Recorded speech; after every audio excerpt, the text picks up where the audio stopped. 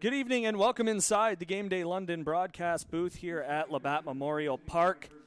Couple new voices for you here this evening. Reece Doumani along with Colin Ward filling in tonight and actually Friday night as well, so we're pretty pumped for that. And it's a beautiful night for baseball here on a Tuesday night.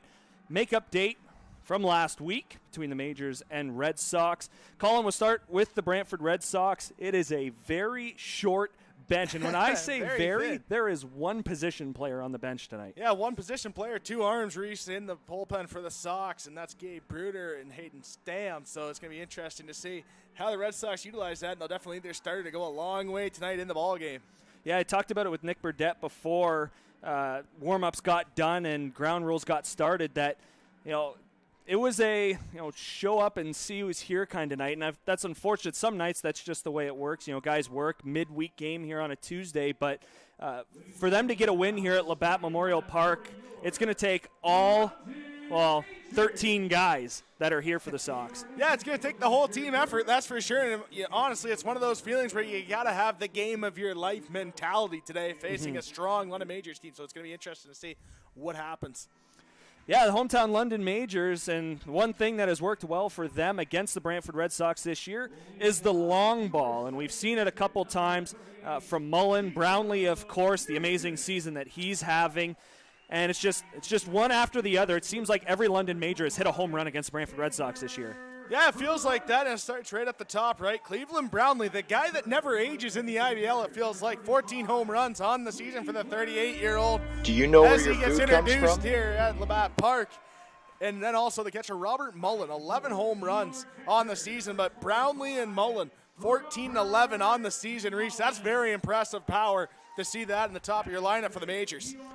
Yeah, and it's gonna take a good effort from them. Again, it's not a usual Tuesday night here at Labatt Memorial Park, both for the Sox and for the London Majors. So it's who can get started first, I guess you could say, a Mike Babcock saying, if you want to bring hockey into this. Get started on time. And for the Sox, that means a lot more, I think, than it does for the Majors. Well, that's one of those things for the Sox when you get the first at-bat of the ball game. I mean, hey, get up and get at-bats early. I mean, they're facing a very good starter in Gore, so it's going to be interesting to see, can they put together quality at-bats and see what happens. Work the counts early on in the game and try to set the tone. Yeah. And like you mentioned, get a good start. You can't not stress the importance of having a good start tonight. Yeah, well, in the Majors, they're fighting for first place right now with the Welland Jackfish. It's neck and neck at the top of the IBL standings, and every game means something, but every inning. And when you get against a team like the Brantford Red Sox, you could get lazy sometimes. The Sox have 2 wins all year. It's very easy for a team like London or even Welland to get a little bit lazy as the game goes on. It's about staying fundamentally good and being good at doing the little things. Yeah, being engaged into the ball game is a great point. I mean, you can't split London and Welland apart any closer than it can be because they're dead even. We are almost ready for first pitch here at Labatt Memorial Park. We will take a break as we step out for the national anthem. So we'll be right back here on London Majors TV. Do you know where your food comes from? Like where it really comes from? It comes from farms, farmers, and their families. At Healthy Eats, we believe if we wouldn't serve it to our families, we wouldn't serve it to yours. From farm to folks, we do things the way they're meant to be.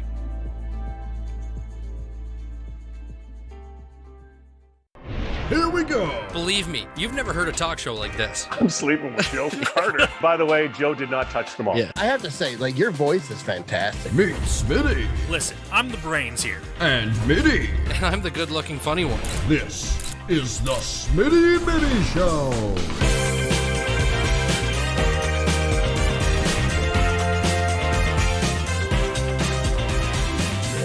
Catch new episodes of the Smitty and Mitty Show wherever you get your podcasts. Go beyond the scores and get to know the athletes who call the Forest City home. Game Day London brings you in-depth stories and conversations about London's major teams and athletes. Whether it's the London Knights, Nationals, or Lightning, or even your London Majors, Game Day London has you covered. For fresh and engaging sports coverage, visit GameDayLondon.com. Game Day London, a proud sponsor of your London Majors.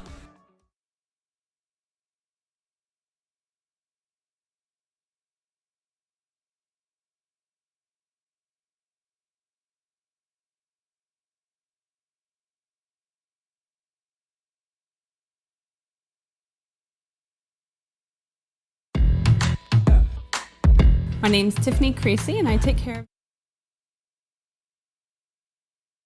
We're getting closer and closer to first pitch between the Brantford Red Sox and London Majors. Second time these two teams will meet here at Labatt Park. We will first start with the visiting lineup brought to you by EatHealthyEats.ca. A lot of juniors in the lineup for the Brantford Red Sox, and it starts right at the top. Brayden Ramey, he is the second baseman tonight for the Red Sox. Spencer Jamison, we've seen him quite a bit throughout the year, and he's been a nice add for the Sox as a junior guy who's been getting opportunities, and he's looked really good both in the field and at the plate. Nick Burdett, he's the designated hitter tonight. Evan Ryan, first baseman, couple of home runs in this past weekend's OBA championship in Brantford, where the junior team took home the gold. Jarrett Lupton, he's batting fifth. He's the shortstop. Roger Keane is doing the catching tonight. Aiden Colangelo is at third. Jacob Lupton is in right. And Ethan Palos rounds it out in center field. As we get set now for the starting pitchers for tonight's ball game. And we will start with the Brantford Red Sox. Kendry Salvador is getting the start. 0-4 on the year, 10.8 ERA. Definitely look to improve that. And, of course, Mr. Gore for the London Majors. 2-2, 5.40 ERA. Very good numbers for him, and this is the second time that the Brantford Red Sox are seeing him this season. Yeah, and Gore looked good back in the end of June. Gore looked really good at Arnold Anderson Stadium. He struggled early, but once he found that command in his release point, he was an ace in that game for sure for the Majors. We are ready for baseball here at Arnold Anderson Stadium. Colin Ward has your umpires for tonight's game. We are at Labatt Memorial Park. Good one, Reece. Off to a good start as Matt Hiscox hits me. Home plate umpire tonight, Ryan Herron for third base, Steve Cochran. First base, Mike Guthrow. First pitch to Ramey. Misses low ball one, and we are underway. Ramey split time with Lucas Bateman, who we've seen a couple of games here with the Sox. Both of them have played games in the IBL as there's strike one from Gore. But those were the two guys for that junior club that won that OBA championship. And Ramey batting 167 on the season for the Red Sox, the senior team. 1-1 outside corner, strike two. Gore ahead, 1 ball, 2 strikes. Only 5 at-bats, so small sample size.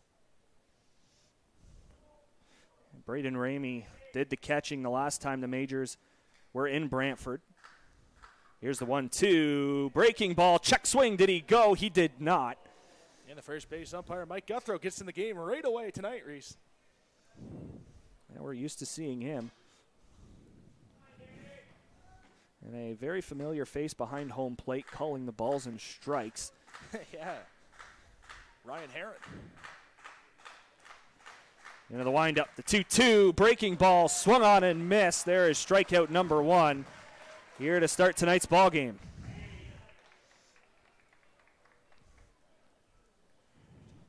Gore almost got him to chase the previous pitch. Ramey able to hold up, but goes after that 2-2 offering. And why not? If he thought about it the first time, he's probably going to think about it a lot more the second time and be aware of that breaking ball from the right-hander.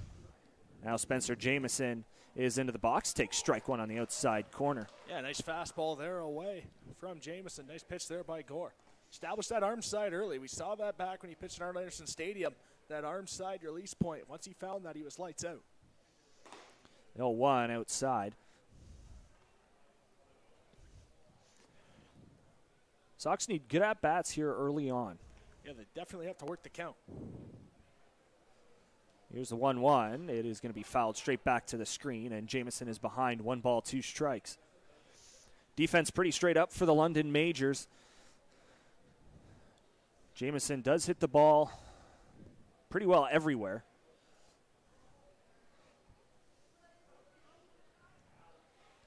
Going to the windup, the 1-2 is way off the plate. And there's There's that arm side command here early, Reece, as we talked about.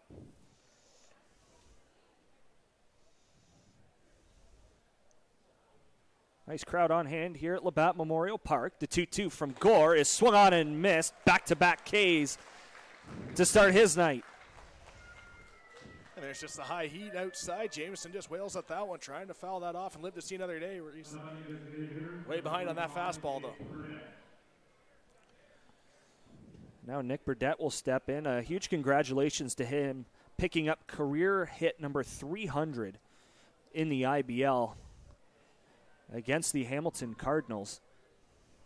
A couple of milestones this year for him. He now has 1,000 at-bats in the IBL, and of course now 300 hits. He takes strike one here from Gore, who is looking very good early on here in the first. He's establishing that outside part of the plate, Reece with the fastball. Breaking ball looks good as well. 0-1 in for a strike as well.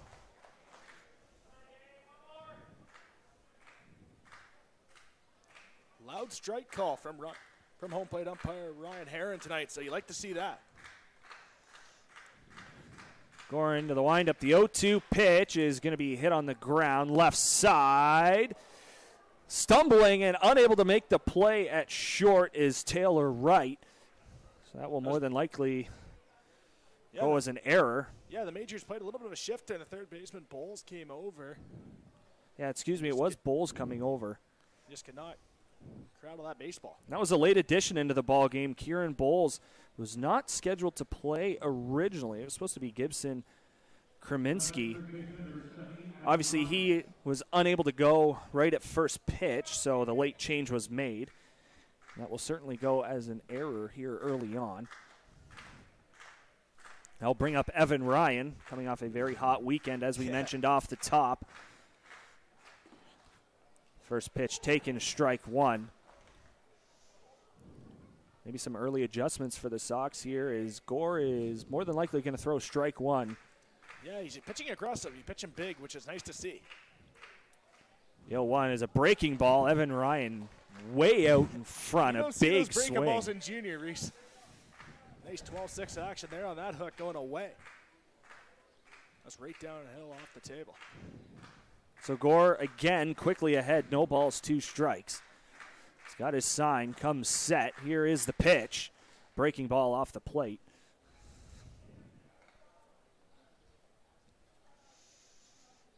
Evan Ryan does have a home run this season in the IBL. It was of the 3-run variety. It came on Canada Day against the Hamilton Cardinals. That was a no-doubter. 1-2. That was right down Broadway. Strike 3 called. Gore runs off the field after striking out the side, and the Sox are done here in the first inning. And what else can you say? What a performance there to start the ballgame by Gore. Yeah, that's nasty action there on the changeup there by Gore. You know, when you come in as a strikeout guy and he has overpowering stuff, then you can break in those secondary pitches, those 2 breaking balls that he showed off during the first inning with the curveball and the changeup. That's pretty lights out, Reece, and that's tough to hit, that's for sure. Well, and Salvador will he will try to match that. He's got to be good.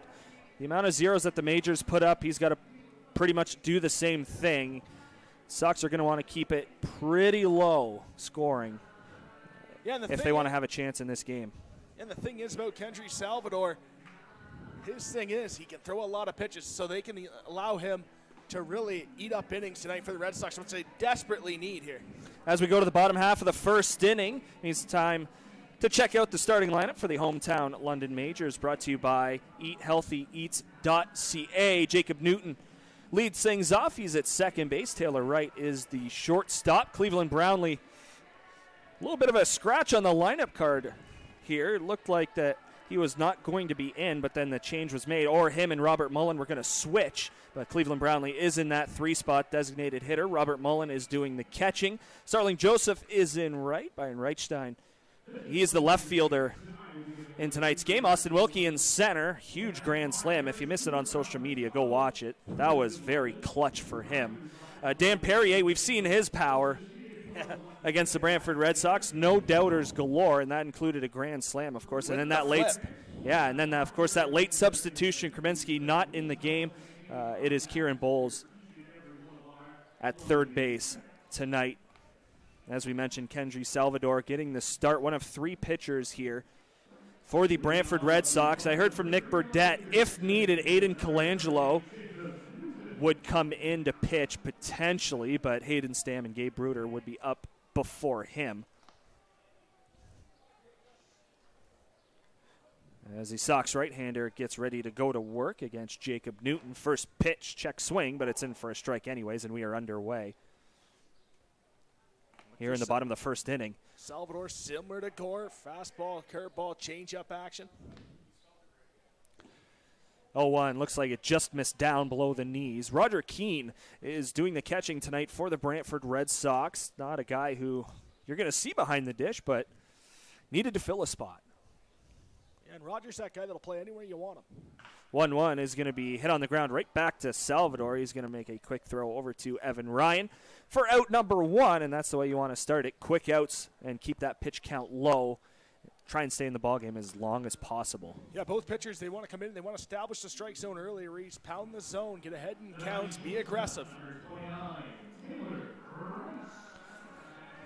Here comes Taylor Wright. Couple of lefties against Salvador to begin his evening.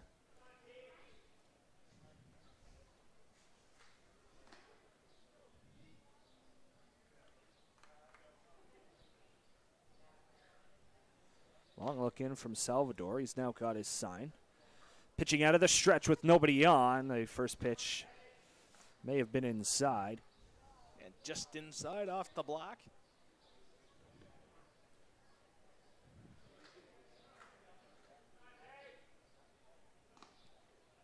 The 1-0. That one is a called strike count, even 1 ball, 1 strike. Yeah, breaking ball there by Salvador.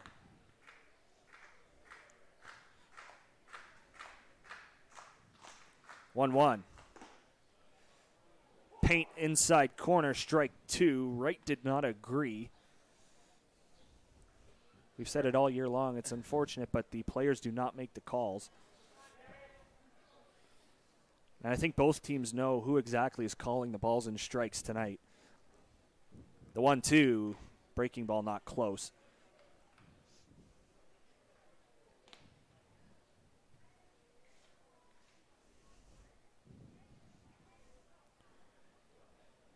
Sox defense straight up here in the first against Wright. The 2-2 is going to be inside ball 3. Saw Roger Keane tap his chest, say, my bad, as he dropped that pitch as well. Yeah, look, just on the corner of the plate on the inside zone.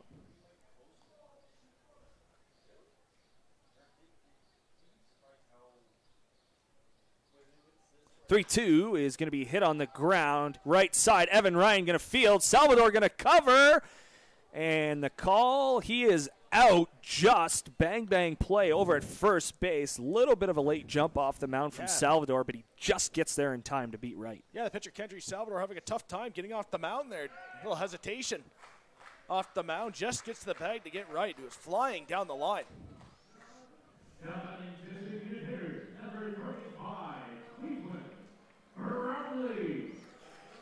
Here comes the big man, Cleveland Brownlee, done damage all year long against the Brantford Red Sox. And this is one of 2 games this week between the 2 clubs. They're going to do it again Friday night here at Labatt Memorial Park. We'll be back for that one as well, Wardy. Ready to go on a beautiful Friday. Yes, sir. First pitch, very slow breaking ball for a strike, and Brownlee just kind of leaned back there and saying, come on, throw it hard. But Cleveland didn't expect the first pitch breaking ball there, that's for sure, even though he gets a lot of them. So you want to pitch Cleveland Brownlee. 0-1, up and in. Quite interesting when you see Salvador with that low 90s fastball that he has and get up to about 92. Sometimes you see those guys that think they have power that want to challenge guys like Cleveland Brownlee and Sean Riley around the league, those elite bats. That's one thing to watch out for in these head-to-head matchups. The 1-1, another breaking ball that is very slow. Inside corner, Brownlee immediately saying, no, it was not. That was slow It was a little bit of a hanger, to be honest. A little bit of a mistake by Salvador, it looked like, from up here, Reece. That was as fast as Yu Chang's pitch on Saturday night against the Detroit Tigers. Position players pitching, eh? Yeah. Here's the 1-2. It is in there for strike 3 called. Brownlee argues right away. I think he may have had a case as well. Yeah, that one looked awfully close there, Reece. So Brownlee goes down looking on a very questionable strike 3, and that gives the Sox a 1-2-3 inning in the first. Yeah, when the lefty right was in, it was interesting because that was a ball to the lefty, so pay attention to that one. We will take a break and come back for inning number 2 here at Labatt Memorial Park on Majors TV. My name's Tiffany Creasy, and I take care of the sales and marketing at Rickard Promotions and Recognition. Some of the things that we do at Rickard Promotions and Recognition is we bring your brand to life. We kind of put your logo on anything that you can give away or brand, and we can service clients right across Canada.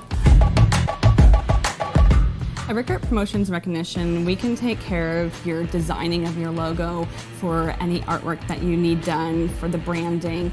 And a lot of people don't realize we can do that here. We also have our in-house production that we take care of your order from start to finish right here at our one location. So with keeping everything in-house from graphic design to in-house production, we're able to get you your order a lot quicker with a faster turnaround time. We'll help gather your ideas together, give you some options to kind of narrow down the search for you, whether it be from your apparel to promotional products. And from there, we'll get your mock-ups done, proofs done, order done, and the quality control is right there all along the way for you.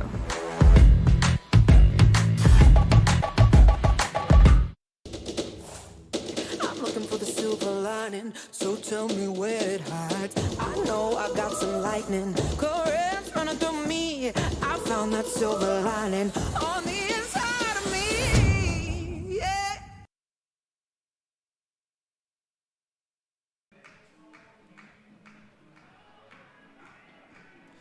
Welcome back inside the Game Day London broadcast booth here at Labatt Park. Reece Doumani along with Colin Ward.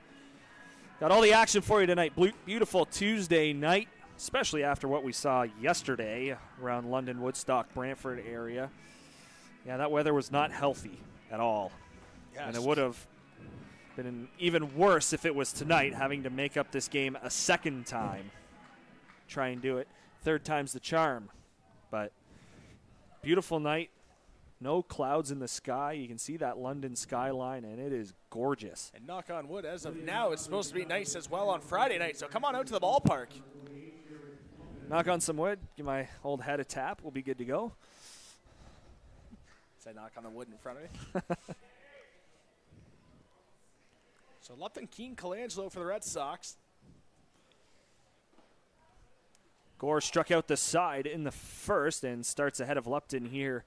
No balls, one strike. One of 2 Luptons that you will see in tonight's ball game. Jarrett, the older brother, and Jacob, a couple years younger, a few years younger.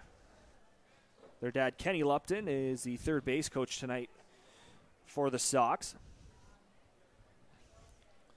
Gore way ahead once again. No balls, 2 strikes. Third straight hitter that he's been way ahead of. Here is the 0-2. It is right down Broadway again. Sox aren't even giving themselves a chance here against Gore. He is just carving them up right now. Well, the thing is with Gore, you know he's going to be around the plate. So go up there and have a swinging approach, have a swinging mindset if you're the Red Sox. That'll bring up Roger Keane, catcher tonight for the Sox. Majors continue to play straight up. Of course, the in-game adjustments will happen. First pitch to Keane, breaking ball low and away. You just saw Mullen behind the plate kind of wave his hand towards the right side, maybe telling guys that he's more than likely going to be late as he takes strike 1 here. You're letting the first baseman Perrier and the second baseman Newton know. Be on your toes over there, guys, at second base and first base for the Majors. Gore into the windup, the 1-1. Breaking ball stays inside. And plus with the pitch being away too, Mullen, the catcher, setting up away on that previous pitch.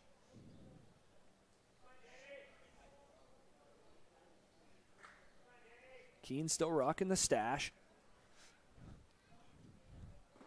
2-1, swung on and missed. He has added batting gloves, though. Started the year without them. Yeah, change it up a little bit. Yeah, he's hit a couple of bombs with them. One at Jack Couch Park in Kitchener, and then an opposite field shot at Arnold Anderson. The 2-2, that wasn't even close. They appeal it down, and he does ring him up. Mike Guthrow comes up with his right hand, and there are 2 down. Tell you, that's lights out stuff there by Gore on the mound. Nasty curveball there going away.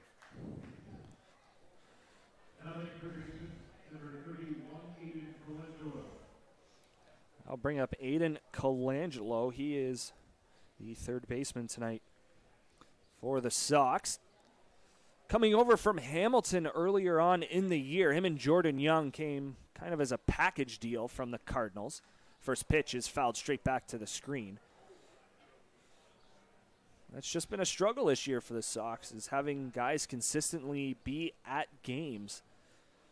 A few guys have stuck around, but not as many as they wanted, as a breaking ball finds the plate. Plenty of it. No balls, 2 strikes. When you're on the mound and you got a breaking ball like that, you might as well go right back to it here on the 0-2.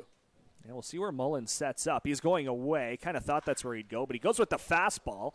And Colangelo hits it in the air, right field. Play is going to be made easily by Starling Joseph, and that will retire the side. So the first ball that had been put in play, or second ball that had been put in play, I should say. Of course, Nick Burdett reaching on an infield single. But that will retire the side. Sox go 1-2-3 for the first time tonight. And efficiency is the name of the game early on for Gore. Oh, 100%. I mean, he's pounding the strike zone early, Reece. 21 strikes, 7 balls so far for Gore in the game. That's exceptional. And, I mean, that breaking ball's been on since pitch number 1 tonight. I mean, the second pitch of the game was a breaking ball by Gore. So that's massive there for the Majors starter, because the Majors desperately need that third guy to match up in a potential playoff series against the Wellens, the Guelphs, right? So they need that massive, massive third pitcher, that third starter they can throw, and Gore is definitely living up to that right now so far in the outing. Yeah, of course, the guys that you first think of when you talk about London Majors pitching, Pedro de los Santos, of course, Braden Farrington has been here for a very long time, Owen Boone as well. But, yeah, like you said, Daniel Gore, he's a wild card. Has, 5.4 ERA coming into the game, but, and again, we're going off of them playing the Brantford Red Sox, who have 2 wins on the year. But if you're throwing strikes, it shouldn't matter. And I think that's what a lot of people overlook, is they'll look at this game and they'll say, well, he played Brantford, but the distance to the mound, he has 5 strikeouts already. The distance to the mound and the plate diameter does not change, Reece. It doesn't matter who you're facing, right? A strike's a strike. This is a good hitters league in the IBL.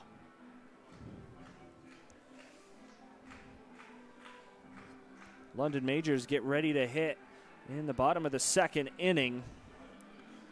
Brownlee goes down looking on a pitch not even close.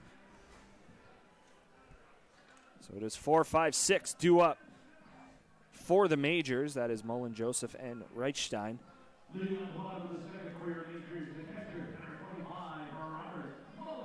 Last time the Sox actually played a game here at Labatt Memorial Park, Hayden Stam comes into the ball game, starts, I want to say it was the 6th inning in that ball game, a day game. And Cleveland Brownlee, Robert Mullen go back-to-back. And that is all Hayden Stam saw. Welcome to the IBL. Yeah.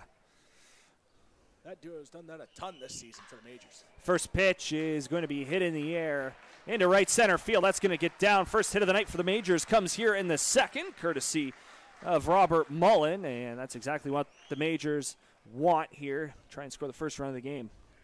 If you're the Red Sox, take a mental note with that, right? First pitch swinging by Mullen, a base hit. That's just a veteran hitter in the IBL, a guy that knows how to hit. And take notes on that when you're facing a guy that's around the plate. Get up there and take your chances. Now Starling Joseph quickly comes to the plate.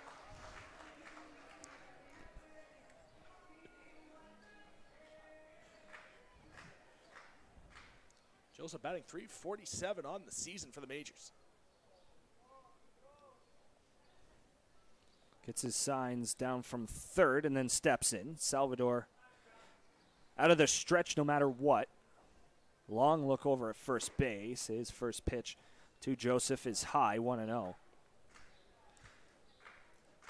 very big hole in between short and third as well as second and first, with Evan Ryan holding Mullen on, and Colangelo not close to the line, but you see Lupton at short playing, of course, in double play depth, so you're going to get that hole on the left side, outfield straight up.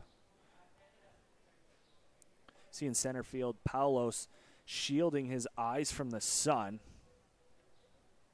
Tough sky for him. 1-0 is in for a strike. That breaking ball there must have dropped down a little bit. Looks like it went over the plate.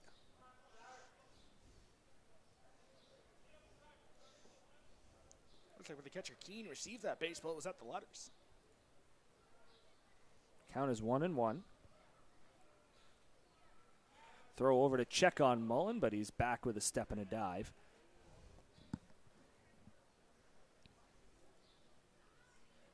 Very young infield for the Brantford Red Sox. 3 junior-aged players.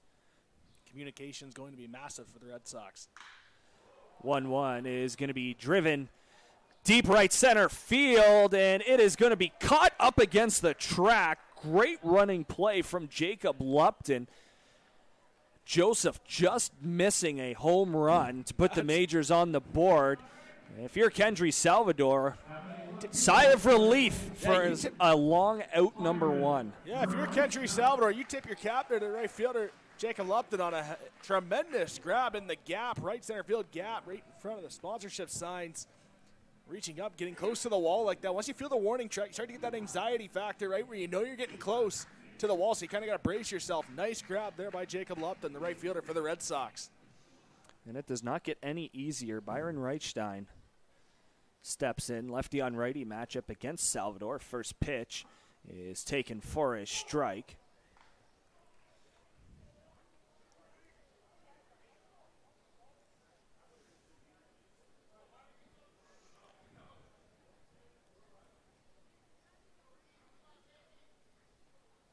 Salvador set again. Long pause. Now here's the pitch. It is a breaking ball. Looks like it came around the plate outside. You saw Keene move over.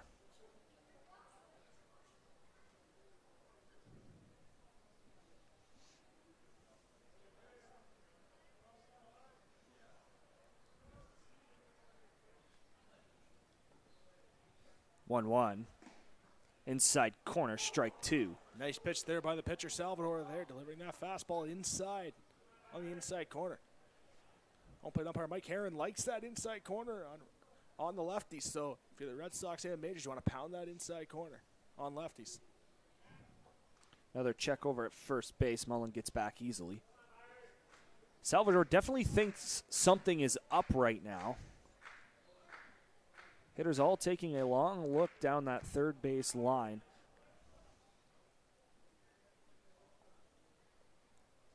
One-two is going to be hit on the ground and past Evan Ryan into right field for a base hit. Mullen is going to try to go first to third. The throw will come into the middle of the diamond and be cut off. And the Majors are in business here in the second. Runners on first and third with 1 out. Got a good effort there by the first baseman, Evan Ryan. That ball just squeaks right under his glove. Now here comes Austin Wilkie. Monster grand slam. Majors' last contest. Is that the biggest hit of the season for the Majors so far? Ooh, it's up there. Definitely up there. What a ball game that was.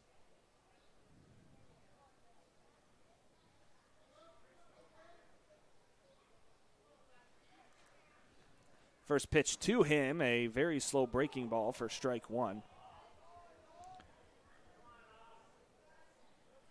Of course, the Majors taking care of business on Sunday, defeating the visiting Welland Jackfish 7-5.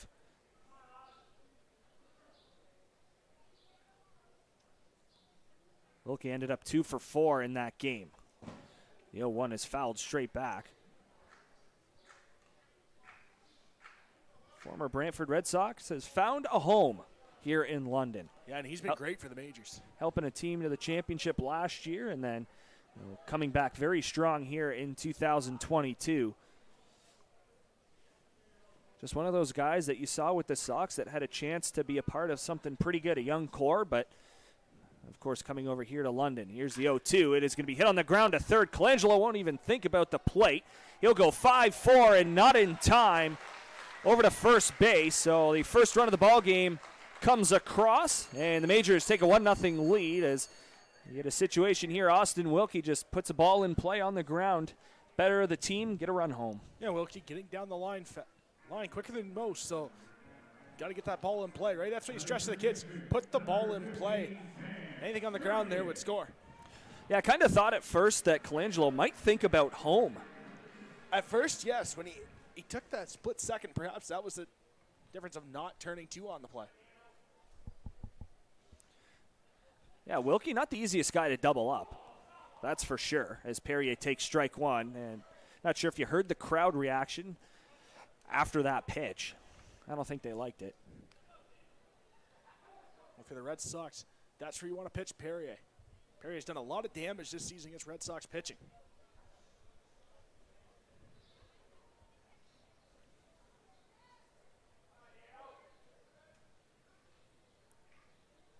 Perrier had the afternoon off against Welland as he fouls this one back to the right side, and he is behind no balls, 2 strikes.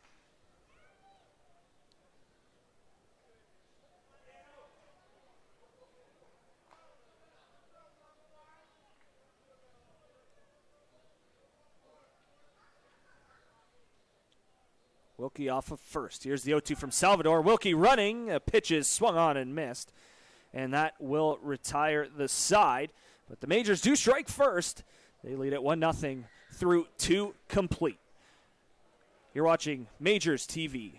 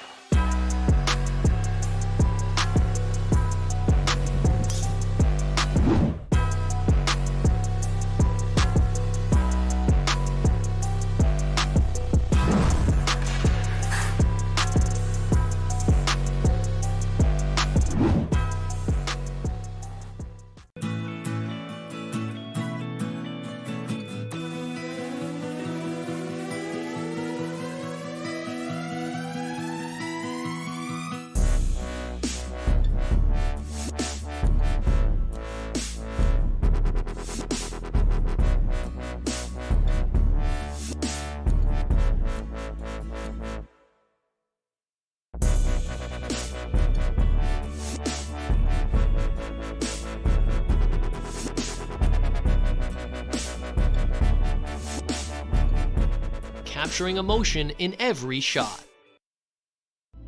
Do you know where your food comes from? Like where it really comes from? It comes from farms, farmers, and their families. At Healthy Eats, we believe if we wouldn't serve it to our families, we wouldn't serve it to yours. From farm to folks, we do things the way they're meant to be.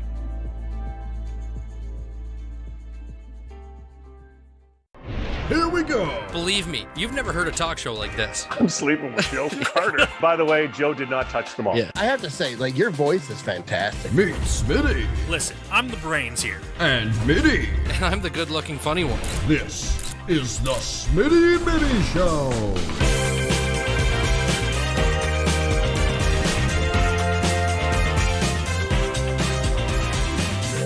Catch new episodes of the Smitty and Mitty Show wherever you get your podcasts.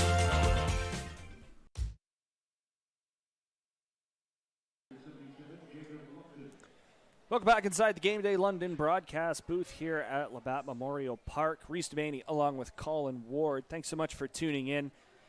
Here on a beautiful Tuesday night in London, Ontario. Daniel Gore is back to work. First pitch to Jacob Lupton is popped in the air, left side. It is near the line but tailing back. Good job from Kieran Bowles to stick with it. One pitch, one out to start the third. Yeah, that ball there, a lot of tailspin going away from the third baseman for the Majors Bowles, and that's a tough play to make.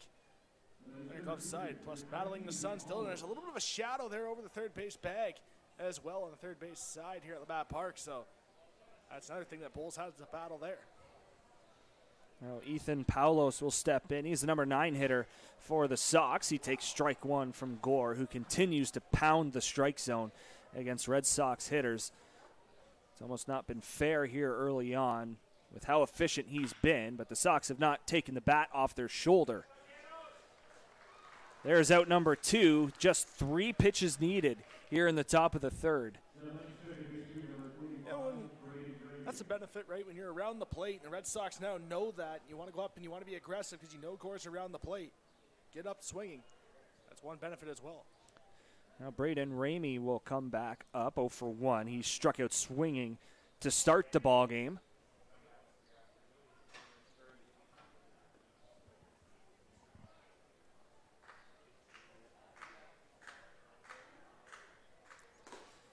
First pitch is outside.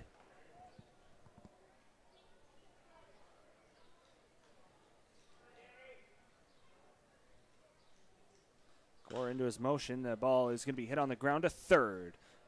Bulls will field, and it doesn't get any easier than that. 5 pitches to get through the third, and Gore looks like he is on pace for 9 easily. Well, this is a game where you let him go. Let the big dog eat.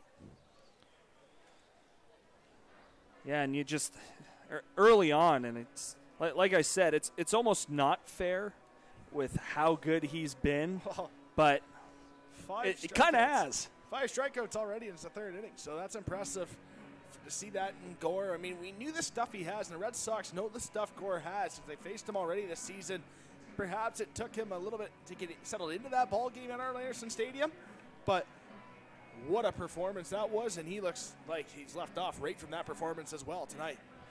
Yeah, the Sox are going to have to be, well, at 120% the rest of the night if Gore is going like this. Like I said, he is headed for an easy 9 innings as we speak. And, well, London Majors got to get the offense going. On most nights, 1 run is not going to win you very many ball games. And the Red Sox need Kendry Salvador to keep pounding the zone as well. Kendry Salvador with a pretty good performance so far. Obviously only 2 innings, small sample size, but he's looked good here at the start of this ball game. Yeah, only 2 hits against so far for him. Sox, as you see there, just with the 1 hit from Nick Burdett, and it was an infield hit.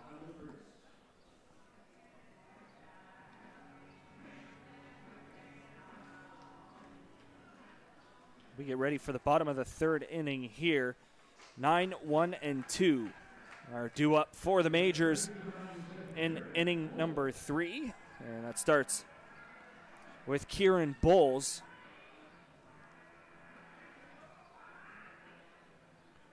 Bowles also getting the afternoon off on Sunday against Welland. First pitch is going to be hit in the air right field near the line. Lupton going over, but he's going to watch it go out of play as the race is on for that foul ball. Yeah, I'd never be a part of those. Too much running. Oh, those races down the line are tough. Yeah. Station to station only, Reece. Turning doubles into singles since 2016. That's my yearbook quote in high school. The 0-1 misses, 1 ball, 1 strike. Even home runs, that's like 360 feet. Yeah. I don't know about that. 1-1, swung on and missed. Looks like he went to the changeup on that pitch. Yeah, ball's out in front on that one.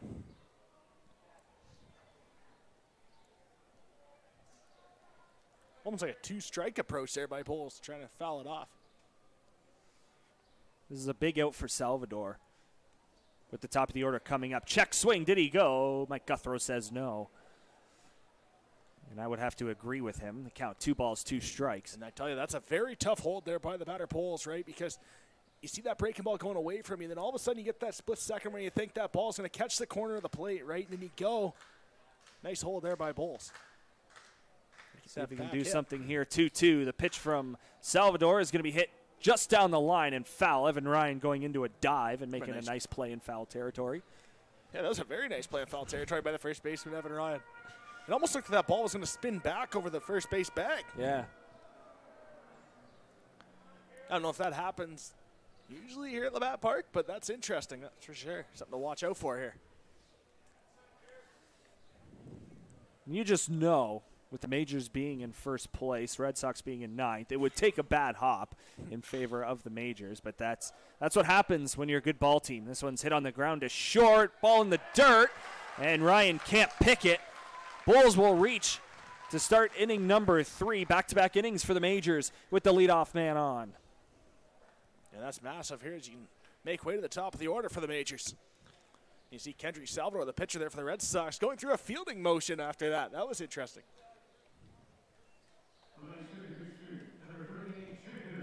That's one of those there where you want to go through the baseball and set yourself up to make a clean throw. Don't let the ball play you. Yeah, that throw played that one back had to on be his rushed, heels. absolutely. Yeah, put yourself in a good position to make that throw. Go right through the baseball. We're back to the top. First pitch to Newton is up high. Looks like Salvador put something extra on that first offering. Score that one a hit for Bulls. As I said, leadoff singles to begin the second and third inning for the Majors. Mullen, who had that single, came around to score, the only run of the ball game so far. 1-0, big swing, going to be fouled off.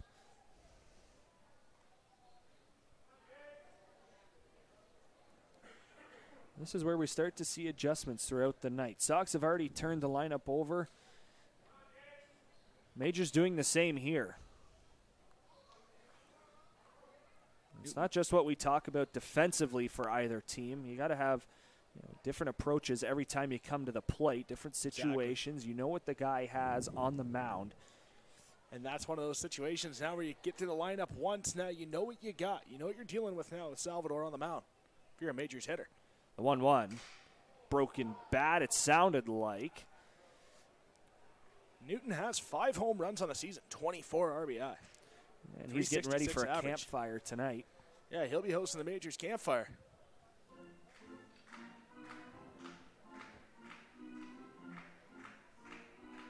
Now you gotta get some more stick 'em there on that bat. You a pine tar guy, Colin? Oh yeah, all natural. Big time pine tar guy? Attaboy. I always liked it when you could get it on the helmet. I thought that glare on the helmet at night games looks awesome. I think that's baseball. Remember the old Boston Red Sox when you had Kevin Youkilis in that pine tar helmet? I swear it was just a pine tar rag. Yeah, you see some of the pine tar stains on guys' jerseys. Victor Martinez comes to mind. Yeah.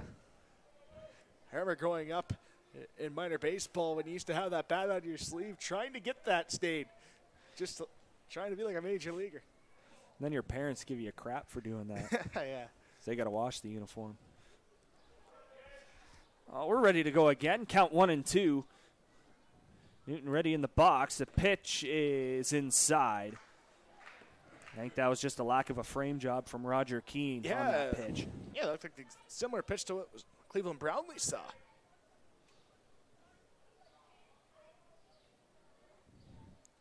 It's like Salvador wants to throw that changeup in on lefties. 2-2 is low and inside as well. And this might be a little bit of a cross up here, Reece. You can see Keane setting up away. Salvador going in. Now Salvador steps back, gets some rosin. Got to get a good grip on that baseball. Tell you, when it's get that humidity like it is tonight, Reece, it's so easy to get a grip on the baseball because you get the sweat and it builds up with the rosin. 3-2. Tactic. We'll see if they send Bulls. They do not. The pitch is going to be lined into right field. That's a base hit.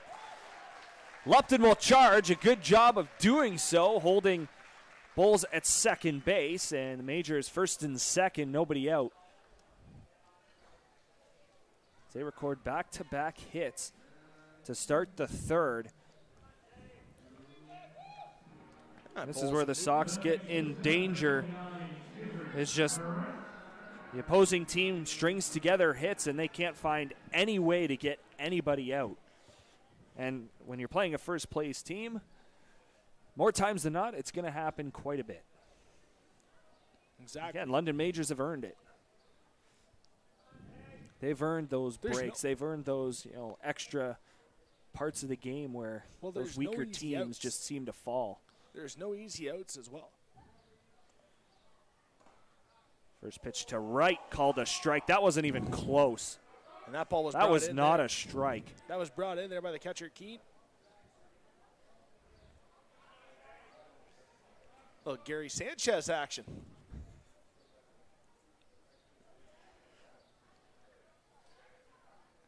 The 0-1 is inside.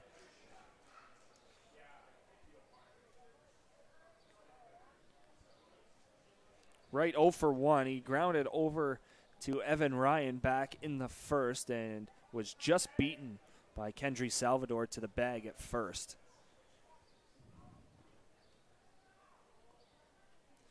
1-1 is going to be popped up. That's a tough play. Middle of the diamond, Lupton going back. Paolo's coming in, and it's off of Lupton's glove. Throw's going to come towards second base, but it is over the head of Ramey. Could have easily had an out at second, but the throw wasn't even close. It ends up at home, and the bases are now loaded, full of majors. Again, good effort from Lupton, but just a tough play. Your center fielder's back, and he's just unable to come in. Well, you know, you got a good hitter and right up, so you want to respect that pop that he has, so you want to play back on the bat. That's the last hit you expected if you're the Majors, if you're the Red Sox. And what a situation here with Cleveland Brownlee with the bases loaded, Reece. None out. We have seen a grand slam this year, as Cleveland Brownlee is 1 RBI away from 475 in his IBL career. Shout out to Matt Hiscox with the stat of the day. Get the Dan Lebitard stat of the day music.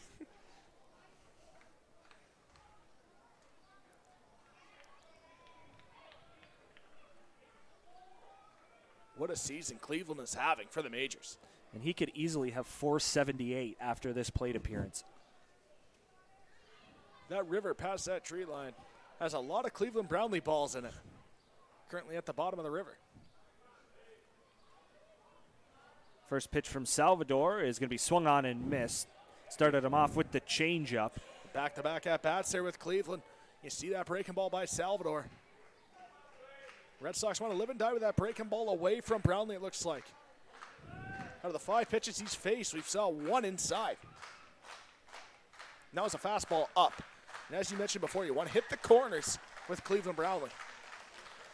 Here's the 0-1. It is going to be hit on the ground, nubbed foul down that right side. Way out in front once again. Salvador doing a good job keeping him off balance.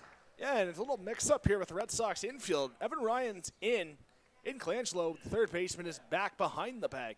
So that's something interesting here to see what the plan is. Perhaps Colangelo goes to the bag and goes across the diamond.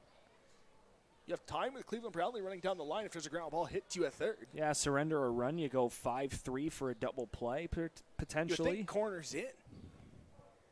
I think early in a ball game against the London Majors, you got to have everybody in. Try and prevent as many runs as possible. With the way Gore's pitching. Another nubber, and it's going to stay foul.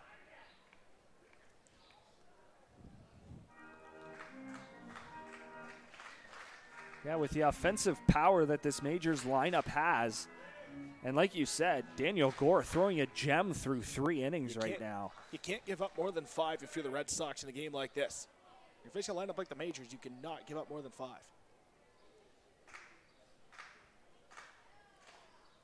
Yeah, they're playing for the double play everywhere but first base. There's another 0-2 to Brownlee. It is downstairs. And that was a similar pitch. You hear the crowd groan there in front of the Game Day London broadcast booth, Reece. You can hear that groan just because that was the same strike call on the past 2 strike pitch to Cleveland in his first at-bat. Yeah, went down looking to end the first. Salvador set again. Here's the 1-2. Big breaking ball, and Brownlee is down on strikes. For Salvador, that is a big out. And he's just now 1 pitch away from giving up nothing. Yeah, they need a ground ball now. Now it's just Cleveland out in front. You don't see Cleveland get out in front too often on those breaking balls. Doesn't get any easier, though. That was a nice executed pitch there by Salvador. Robert Mullen 1 for 1. Singleton scored in the second. That's the only run we have so far. As we play in the bottom of the third. First pitch is going to be popped up right side. Evan Ryan moving into foul territory, and he will not be able to make the play. It will not be an infield fly as that ball moved into foul territory, so that is another life for Robert Mullen. As we've seen Evan Ryan have some troubles with pop-ups this season. A couple of weeks ago, he ran in a little bit too far on the grass to catch a very high pop-up at Arnold Anderson Stadium. And everyone who's played there with those 8 p.m. starts knows how tough that sky is, and he took one right off the noggin. It's a very tough Of course, sky. ended his night. We're going to have that sky in about 2 innings' time. Here's the 0-1. It is in the dirt. Keene picks it. That's one of those, too, as well. If you're the first baseman, Evan Ryan, you're going into foul territory, right? It's a different ground. So that park's a lot more spacious in foul territory than the home park for the Red Sox in Arnold Anderson Stadium. I can also say a lot flatter. You Yes. get that ridge in Brantford as you go down the lines.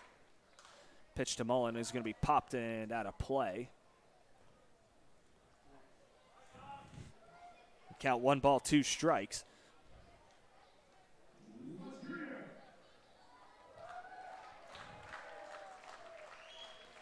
Big pitch coming up. Expect something away here if you're Mullen. Bases full of Majors. Expect breaking ball away. Same pitch he threw to Cleveland. 1-2 is going to be lined into center field, a base hit. 1 run is for sure, and they're going to try for another. Newton fell down, and now there are runners very close to each other. Throw, and it is going to be dropped. Oh, my goodness. The Sox aren't even going to get an out. You may want to play the lottery if you're the Majors, because I don't think I've ever saw that before, Reese. That's a rarity in baseball. Bulls scores easily from third. Newton thought about it, ended up falling down, and he was just dead meat as coming around second was right. Yeah, both of them within feet of third base. And that is... No, I wonder what the explanation is here. My goodness. The Majors had 2 base runners going into third base, and they ended up getting out of it. You don't see that every day at the ballpark.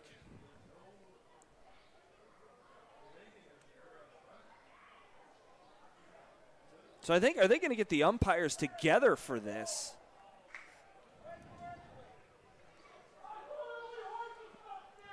And are we thinking interference here, Colin? Possibly. Are we thinking he pushed the ball out of the glove of Colangelo? That's all I can think of right now. I don't know how you can call that. Now, it's an interesting play, but I would assume that's what the talk is about right now, Reese.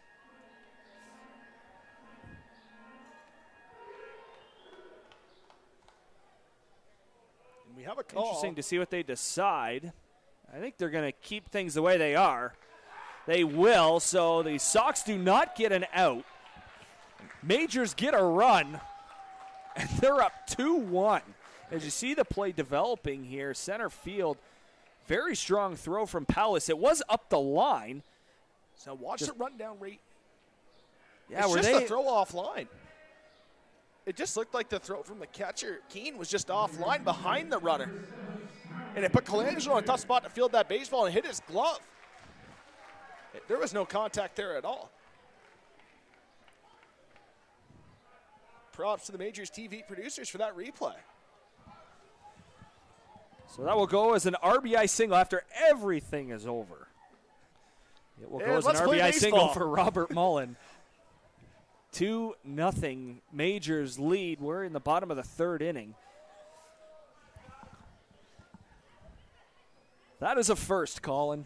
At least for us in the intercounty, calling intercounty games, that's a first. I don't think I've ever saw that before. First pitch is swung on and missed by Joseph, 0-1. So it honestly kind of made me kind of speechless because you don't know how to react to that. When broadcasting it is a reaction, right? Yeah, you see runners fall down all the time, and it's just unfortunate when it happens, and it creates a cluster on the bases. It's never good. Here's the 0-1 to Joseph. It is off the plate outside and down. Majors just got to keep the line moving. They're loaded, of course. They have the power to put 4 on the board with one swing, make it 6-0 right here. Absolutely. See what Starling Joseph does. The count is even 1-1. This ball is going to be hit in the air down the left field line, and it is fair. 1 run's going to come in. Here comes another. 2 RBI double for Starling Joseph, and it is now 4-0 Majors. That's a nice piece of hitting there by Starling Joseph. When you're a good hitter, you have the ability to put together quality at-bats, and that's a textbook one right there for Starling Joseph. Comes into the ballgame batting .347 on the season, and have yourself a night. 32 RBIs now on the season for Starling Joseph. Both Newton and Wright scoring on the play. Mullen moves up to third. Second and third, still just 1 out here in the third. We'll see if the Sox bring in the infield to try and at least minimize the damage and keep it down to 3 so far in the inning. It's not going to happen, though. No, they're going to play them deep back. Actually, deep, the outfield's kind of in a little bit. That's kind of weird as the ball's going to get away from Keene. Doesn't know where it is. Going to allow another run to come in to score as Mullen crosses home plate. It's now 5-0 Majors. It's just a domino effect for the Sox here in the third.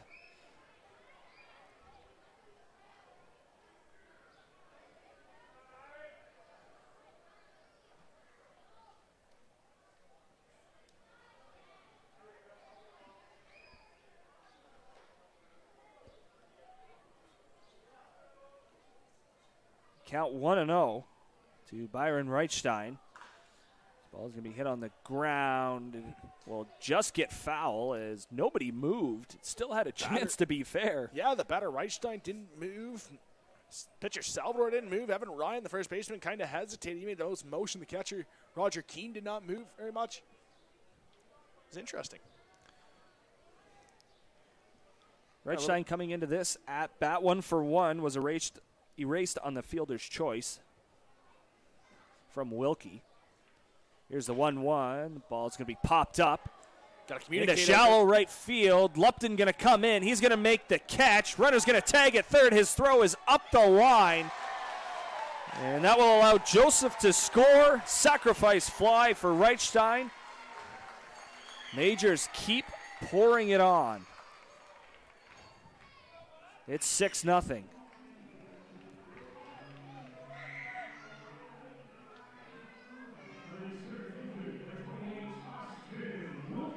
Five runs in the inning for the Majors, and they are starting to run away with it early.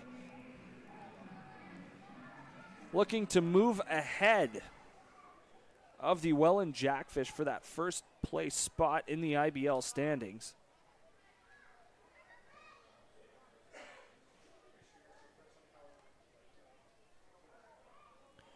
Of course, with Welland being idle tonight, the Red Sox check on the tag up at third, but I think it was pretty clear that he didn't leave early. And the Jackfish go tomorrow night in Kitchener, Jack Couch Park. 7:30 from Kitchener. Jackfish Panthers. There's a Jackfish playing a lot of games away from home this week. This ball is going to be hit on the ground at third. Colangelo going to bobble. Wilkie's going to beat it out. And that's a ball there. If you're Colangelo, you got to charge that baseball. That's one of those in-between plays where it's coming at you quicker than you think, but it's really not, and you got to go through the baseball. And that will give Dan Perrier an opportunity to hit. a monster against the Sox this season, and a lot of it has been done away from Labatt Park. It's Kendry Salvador going to take a walk, try and collect his thoughts. And Salvador's thrown strikes in the inning. 2 errors now on the board for the Red Sox in this ball game.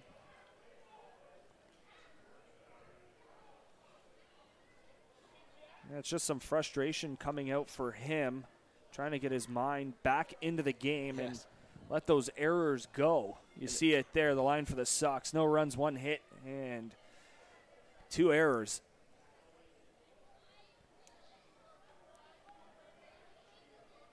As I mentioned, 5 in the inning for the Majors. And this is hitter number 9 for them. They have batted around.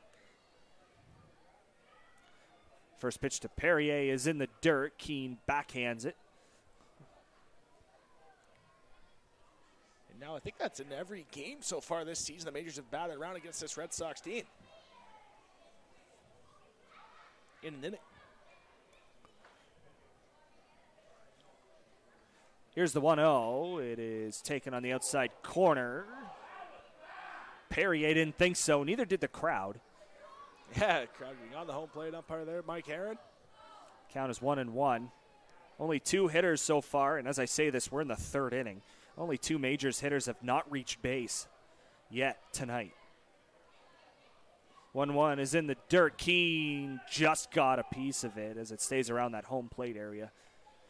Those 2 hitters are this man, Dan Perrier, and Cleveland Brownlee. 2 coming into the ball game. You would not think would be hitless. Obviously, we're still early in the ball game, only the bottom of the 3rd. Well, we expected the number 9 hitter. That's just been the Red Sox enemy all year long. And Bowles is well on his way to having a great night. 1 for 1. Made some nice with plays a in the single. field as well as Bowles. Ball hit on the ground to short. Lupton waited on it and almost got caught, but he gets Wilkie at second base to retire the side, but the Majors bat around and they put up 5 here in the 3rd after 3 complete. It is 6-0 London. You're watching London Majors baseball on MajorsTV.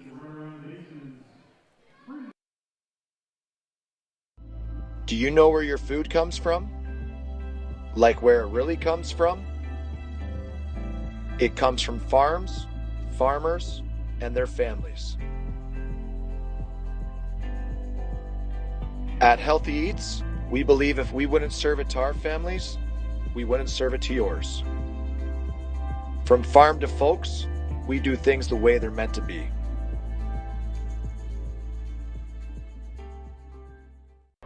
Here we go. Believe me, you've never heard a talk show like this. I'm sleeping with Joe Carter. By the way, Joe did not touch the ball. Yeah, I have to say, like, your voice is fantastic. Meet Smitty. Listen, I'm the brains here. And Mitty. And I'm the good-looking funny one. This is the Smitty Mitty Show.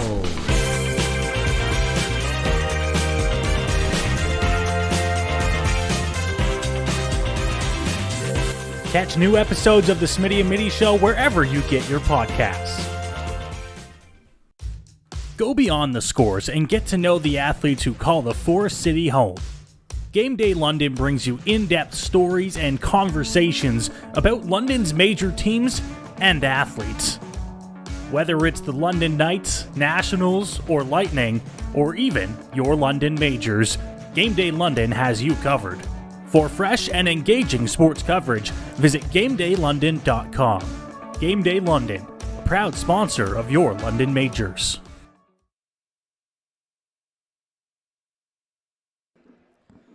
Welcome back inside the Game Day London broadcast booth here at Labatt Memorial Park as we get ready to start the 4th inning. Time to take a look at those standings. We talked about neck and neck at the top, Welland and London. You can throw Guelph in there as well after coming back after missing a season of baseball. But yeah, it's been the Majors and Jackfish all year long. Majors well on their way to jumping half a game up on the Jackfish here tonight, but look at the last 10 games stands out to me, Colin. Majors 8-2, the hotter of the teams. Yeah, between them and the Jackfish. Yeah, them and the Guelph Royals. I mean, the Guelph Royals are a sneaky good IBL team right now in the standings. They're a very good ball club. I mean, you know what Claudio Custodio can do. there on the mound. What a performance they have there on the mound by Custodio. Guelph, London are the two teams, in my opinion, to watch from the outside, looking in. Yeah, I really like the way the Guelph Royals play. You get Dalton Pompey at the top when he's in the lineup for the Royals. You get into that 3 spot with Sean Riley, and it just sets the table for the rest of the lineup. You talk about Interesano, about how good he is. And they've got the pitching to do it as well. Yeah. Like you mentioned with Custodio. What an arm. And he's just a 2-pitch guy. His story's very interesting. First pitch to start the 4th is fouled back. Coming up as a shortstop, being converted to a pitcher, only having 2 pitches. That's impressive. Sometimes that's all you need, Colin. Very true. Hey, well, it keeps it simple, right? The best part about pitching is the best pitchers keep it simple. The 0-1 to Jamison from Gore is popped up into center field. That one's going to be a can of corn for Austin Wilkie. And that's out number 1 here in the 4th.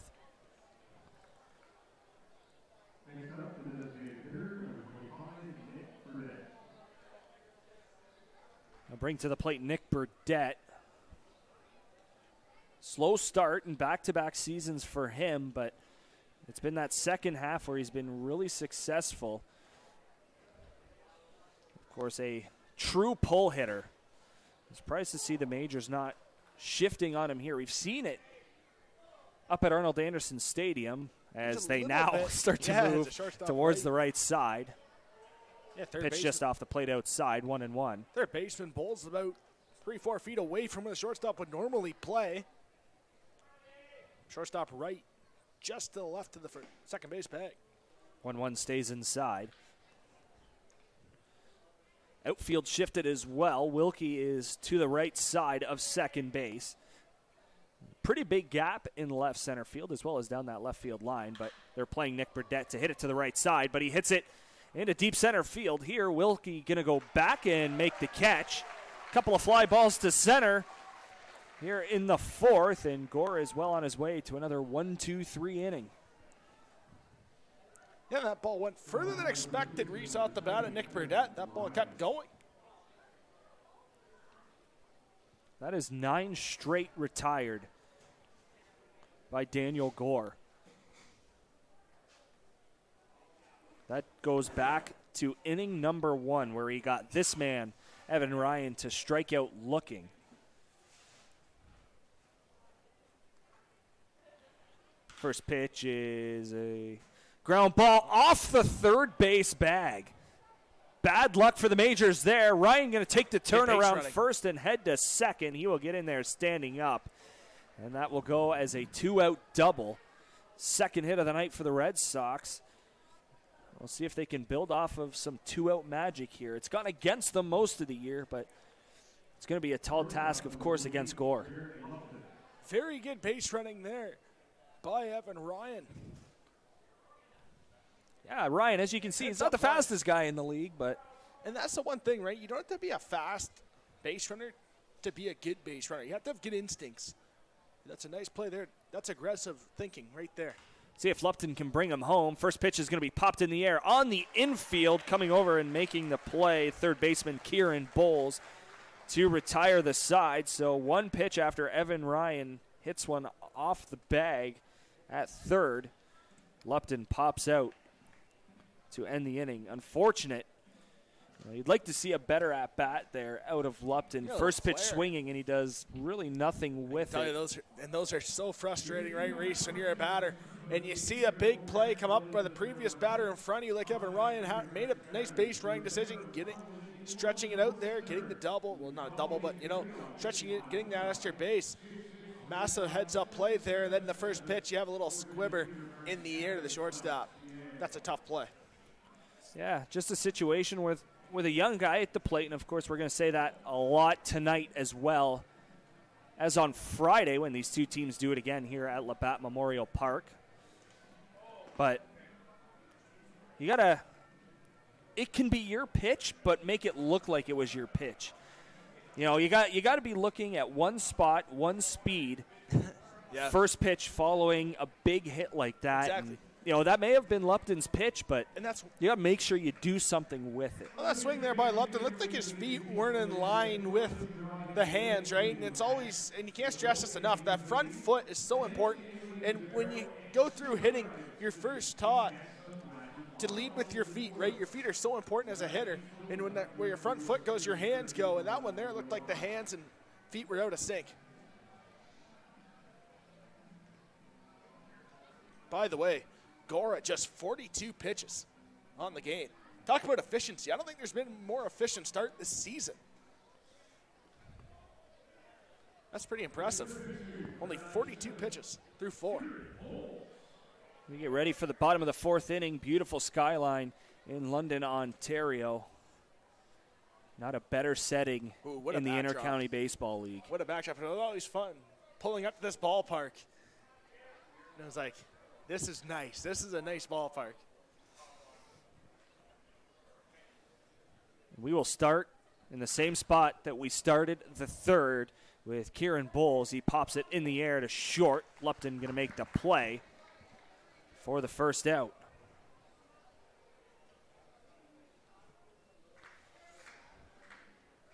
It makes you a little bit jealous when you see ballparks like this. Obviously, Arnold Anderson Stadium has seen a lot of winning in quite a few years. Of course, go back to 7 straight championships, and just it doesn't get any better than that with the amount of fans that showed up. But in terms of backdrop, in terms of fan support here in London, doesn't compare. First pitch to Newton, in for a strike. Newton 1 for 2. He singled and scored just 1 inning ago. So I mentioned off the top of the inning about the pitch count, Gore being at 42, Salvador at 62. One fouled off. So perhaps look for Salvador to go about 110, 115 on the ball game. We saw that before from him covering the Red Sox. Last time the Sox were here, Sean Hood-Tidman got the start. Went way longer than we thought. Again, they were short-staffed that day, too. Just a common theme throughout the year, but Hood-Tidman, I think, got up to around 115, 120 that night before Hayden Stam came in relief and gave up 2 bombs. Brownlee and Mullen going back-to-back. Slow breaking ball is hit on the ground. Ramey going to field. Salvador gets over just in time. Nice play there by the second baseman, Braden Ramey, to just throw that baseball. A lot of times you'll see the second baseman hesitate on that play, Reese, and it really affects the play because you don't get the runner. Nice play there by Ramey just to throw the baseball and trust the pitcher, Salvador, becoming a fielder coming off the mound. No hesitation that time, by the way, to get to the bag. Nice coverage there. Nice play all around for the Red Sox defensively. Big smile from Kendry Salvador on the mound right now. Pitchers are athletes. Okay. I was waiting for that one. Sometimes you got to bail the catcher out getting down the line.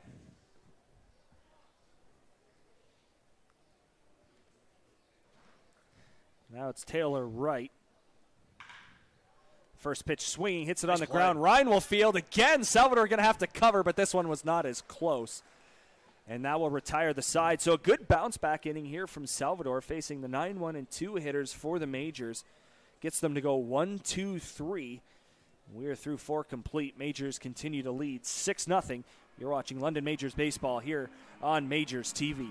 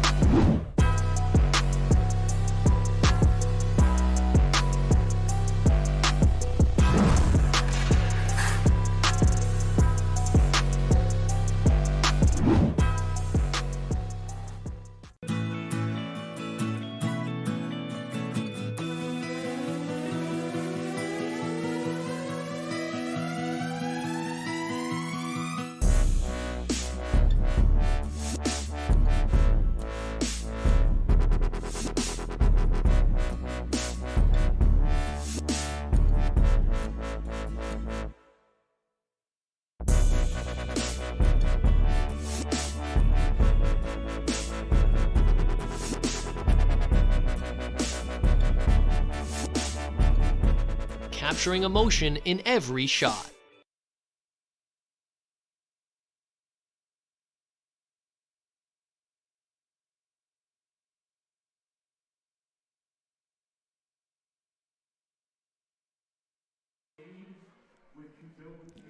Welcome back inside the Game Day London broadcast booth here at Labatt Memorial Park, and it's been a great night so far. London Majors lead 6-0 over the visiting Brantford Red Sox. As always, make sure you follow London Majors on TikTok, which, by the way, let's get to 850 followers. Let's get there. Yeah, let's get leading the IBL. Let's get there. Yeah, let's get the subscribe count up as well on the YouTube page. I know Noah and Dylan, they do a great job on the broadcast. It's an honor to be in the same booth as those guys here in the Game Day London broadcast booth. Yeah, as always, at London Majors, TikTok, Twitter, Instagram, Facebook, and YouTube. Everything London Majors, they've got you covered. We've got you covered throughout the season. And you know what's also cool to see, and a lot of IBL teams don't do this around the league, it's cool to see that inside, in-depth on their social medias as well, on the Majors page. It's cool when you see on the Instagram, their TikToks on there. Player arrival We're still trying time. to learn TikTok. Yeah, player arrival time. There's always some good questions on there. And it's funny to see the players' answers because it's always different. We'll get there, Colin. We're not TikTok pros yet. Yeah. 2-0 off the plate, just inside. By Friday, an emergency TikTok. We'll see if we figure out how to do it. The 3-0 in for a strike. To be determined. Yeah, TBD for now. I mean, I once did crash Niagara Ice Dogs TikTok. Yes, we did. Tying my shoe.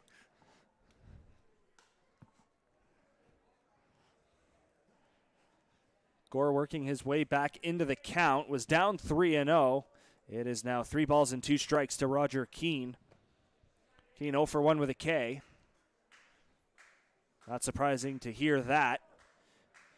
So far tonight, Gore has been on through the first 4 innings. Broke a streak of 9 straight retired batters with Evan Ryan's double in the 4th. This ball is going to be popped in the air into right field. Play will be made for out number 1. Yeah, Starling Joseph there, the right fielder for the Majors. Kind of a little bit of cross up there with the feet.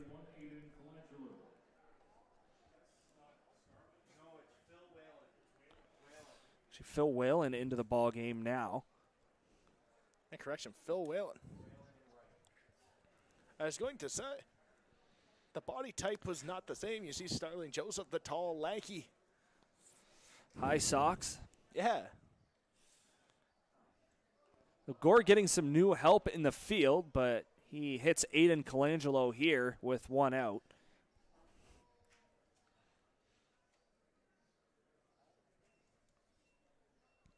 So mark that as a defensive substitution. Make sure we get that going.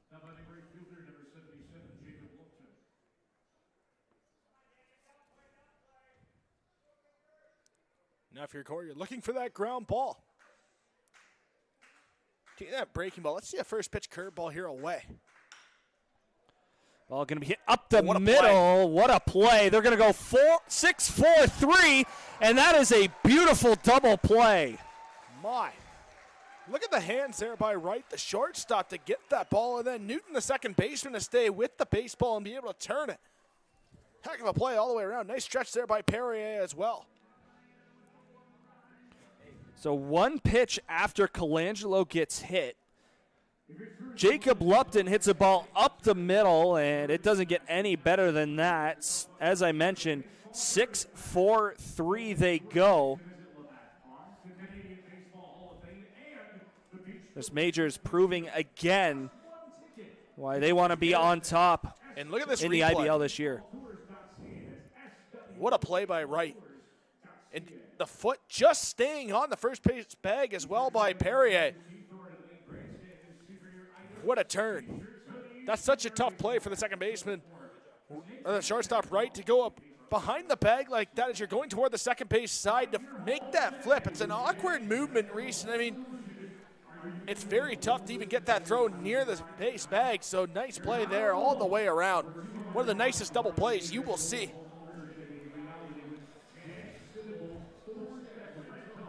With it already being 6-0, and I mean, Majors don't really need anything to get going to say in terms of a big play, but that's just something that adds to it and just gets the dugout fired up again after going 1-2-3 in the fourth inning following a 5-run third.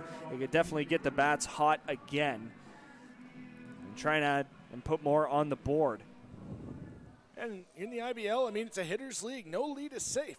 We mentioned off the top, for the Red Sox, you want to keep them to 5 or less. Obviously, that's over that total now. And here's a massive guy coming up into the plate, a massively good hitter for the Majors and IBL in general, Cleveland Brownlee. So for the Red Sox pitchers, you got to be careful here. Cleveland has not reached base yet in this ball game. Expect Salvador to go with that changeup curveball. Mixing the speeds very well here against Cleveland tonight. Yeah, Cleveland been very off balance. Yes. In both of his at-bats earlier on, or so far in the game, I should say. First pitch in for a strike again. Brownlee does not agree, as he was called out on strikes in the first on a ball that was nowhere near the zone. You can see it on your screen right now, that facial expression from Cleveland.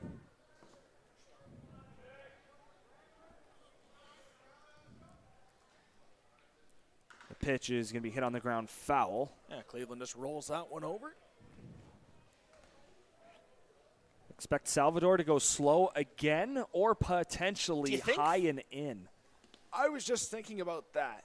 Do you go fastball away but up? And you see Keane set up away. Might be breaking ball here.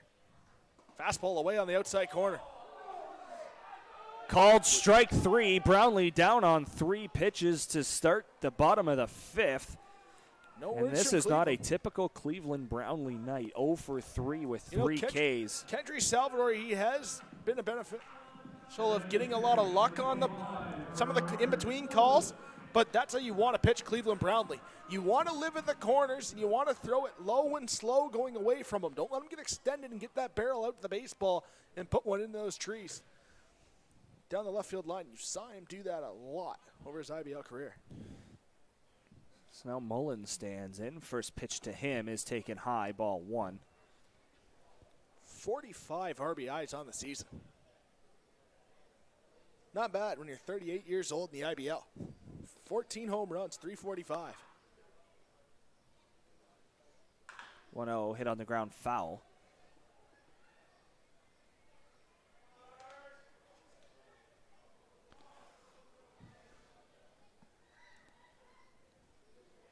Very big positive for Salvador in this game so far. Yeah, he's given up 6 runs. A couple of them, I'm sure, are unearned, but he has only thrown 18 balls in the game so far. He pops this one up on the infield left side. Colangelo moving into the middle of the diamond, and does he come up with it? Yes, he does.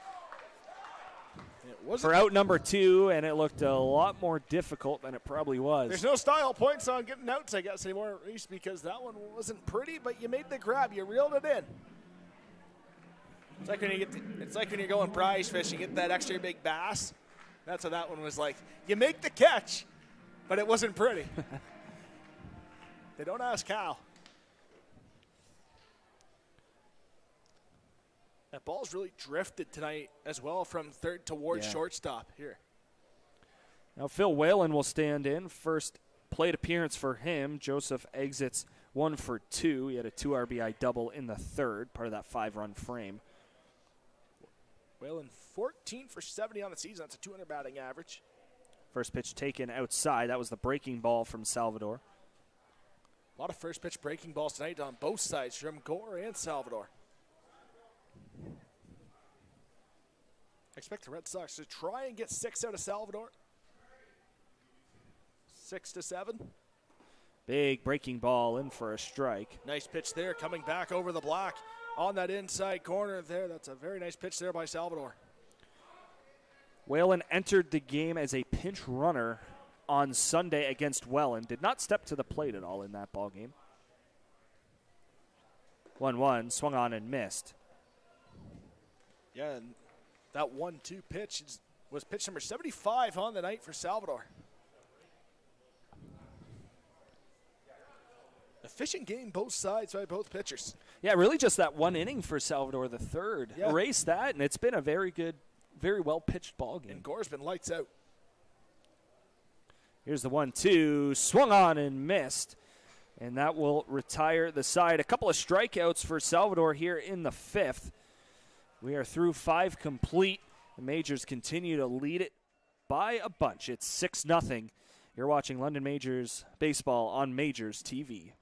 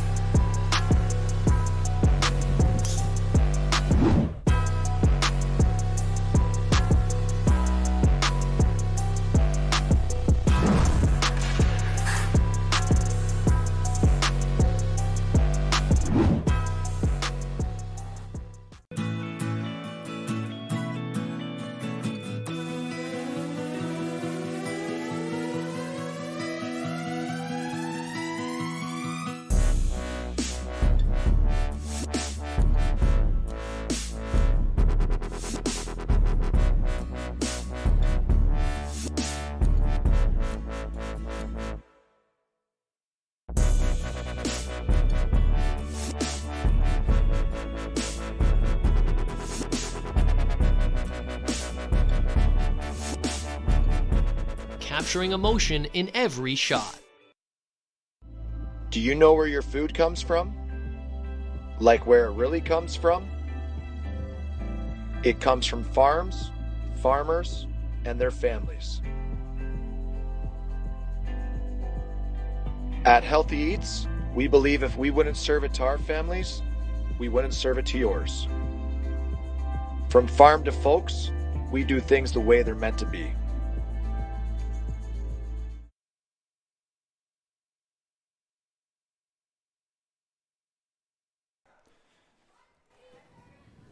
Welcome back inside the Game Day London broadcast booth here at Labatt Memorial Park. A couple of changes for the Majors, but we will start with the man on the mound. We didn't think he would be out of the ball game, but he is. Daniel Gore is done after 5 scoreless innings, and it was just a gem for him. New pitcher into the ball game is number 13, Jordan Spring. Yeah, and the Red Sox have faced Spring twice so far this season, both in Brantford. Spring 0-1 on the season, 7.71 ERA in 6 games, this being his 7th appearance.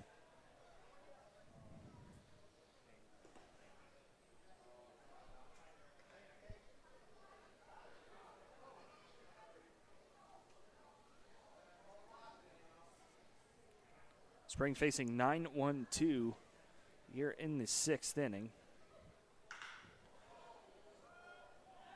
Palos hits this ball in the air, center field. Wilkie to make the play for out number 1. New catcher as well for the London Majors, Eric McClellan. Yeah, Dorchester native. Majors making all kinds of changes here midway through the ball game. And that bullpen is in action again, just like catch.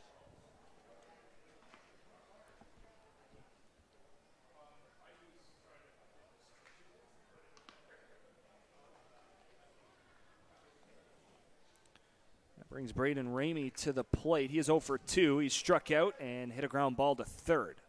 First pitch to him from Spring is up and in. 5 strikeouts on the night for Gore, but what an outing. Yeah, we almost wanted him to just go the distance and see how well he could have done. He would have done well, of course. Very impressive. Ball going to be hit on the ground to short. Easy hop. Throw over to first in time, and Ramey is retired. Taylor Wright making it look very easy at short. A nice play there, nice internal clock. Nose running down the line. Take your time, make the play, make the throw.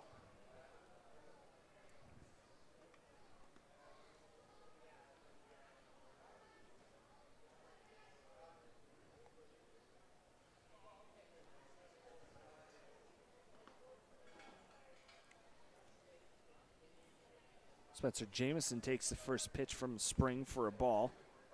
Jamison 0 for 2 as well. Strikeout as well as a flyout. 1-0 is inside and down.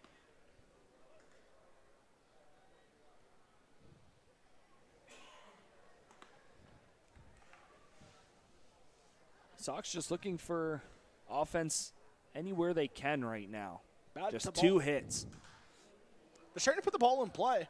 Just not a lot of strong contact. It's been weak off the bats. Credit to Majors pitching. A lot of spin on the baseball. Yeah, the first 5 outs recorded of this ball game by Daniel Gore were via the K. Yeah, it's going to be a tough night when you can't put the ball in play. And you can see that right from the hop. Exactly. Reece, we broadcasted 3 games now with Spring. Ball's going to be hit in the air, left center field. Beautiful running catch from Byron Reichstein to retire the side. Byron looks like he's done that a few times now in his day.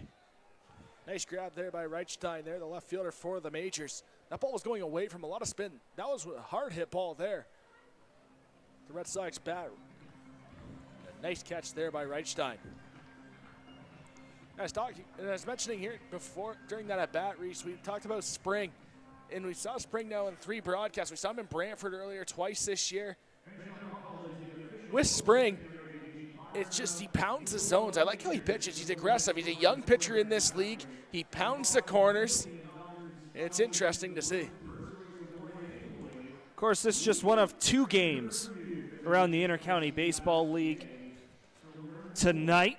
Another game going on at Hastings Stadium in Guelph. It is the Royals and Baycats going at it. Well, Royals lead it 2-0, and do I say the magic words? They're in the bottom of the 4th. The line reads 0-0-1 for the Barrie Baycats. So I think that indicates something. I don't know. Do I say the magic words? They've got a no-hitter going right now in the 4th. The Guelph Royals do, I should say. I think you wait till the 6th. I don't think it's We're not there. I don't think it's a jinx until the 6th. Because when do you start thinking about a no-hitter? Yeah. Here's an interesting question for anyone in the comments. When do you start thinking about a no-hitter? 4th inning, you only get to the batting. You only get to the lineup a couple times. Royals with 1 in the 1st and 1 in the 3rd, currently batting in the bottom of the 4th. They've got 4 hits so far. They lead it 2-0. As we mentioned, the Guelph Royals playing very important baseball. Good ball team. Down the stretch. Very, very good ball club, the Guelph Royals, huh, Reece?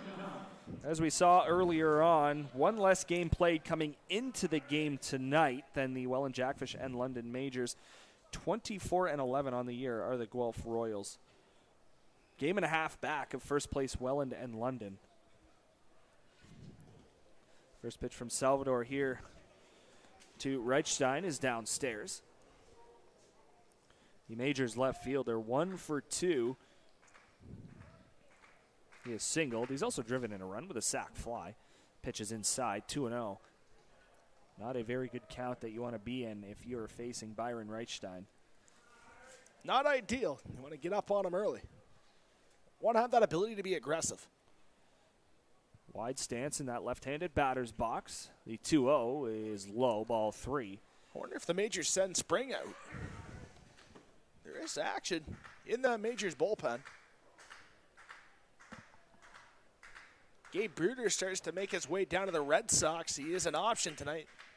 Here's the 3-0. It is high, ball 4. Looked like it caught letters, but in any league above 12U, that is not a strike. 4-pitch walk to start the bottom of the 6th.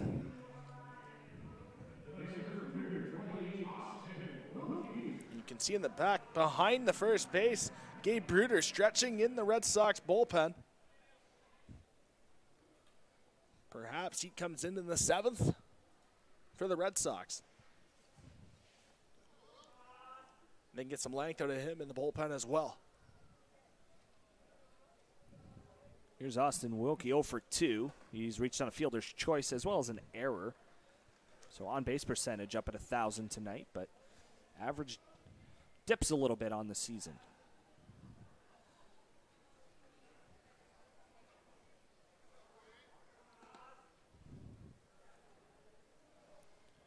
Salvador set. Here's the 1-0. It is high, ball 2, 6 straight balls to start the 6th. Kendry Salvador going to take some time, grab some rosin, and get back up onto the mound. I think with as talented as a hitter as Austin Wilkie is, probably has a green light, even though the Majors haven't seen a strike in the 6th inning. I think you give him the take sign here just because of that, Reece. You see this throughout pitchers, right? You lose your release point as you get in that 5th, 6th inning of a ball game. Start to get on the reels a little bit. Couple of checks on Reichstein at first. Wilkie awaits the 2-0. Here it is from Salvador. It is way up and in. Salvador misses arm side there, and he looked awkwardly on that release. It looked like it didn't get the right footing on the bottom of the mound. I'll see if the Majors fans can get that NCAA chant going where they just chant ball until he throws a strike. I've always wanted to see that live. I feel like that'd be funny. Here's the 3-0. It is off the plate outside, and even if it did catch Black, he's not around the strike zone. You're not going to get that call at this point in the game. Gabe Bruder's not quite on the mound yet in the bullpen, still playing catch. Catcher Roger Keane now goes out to talk to the pitcher Salvador, perhaps buy a little bit of time. It's more regroup for the pitcher. Just walk the ball out there, regroup, take a moment, collect your thoughts, and get back out there.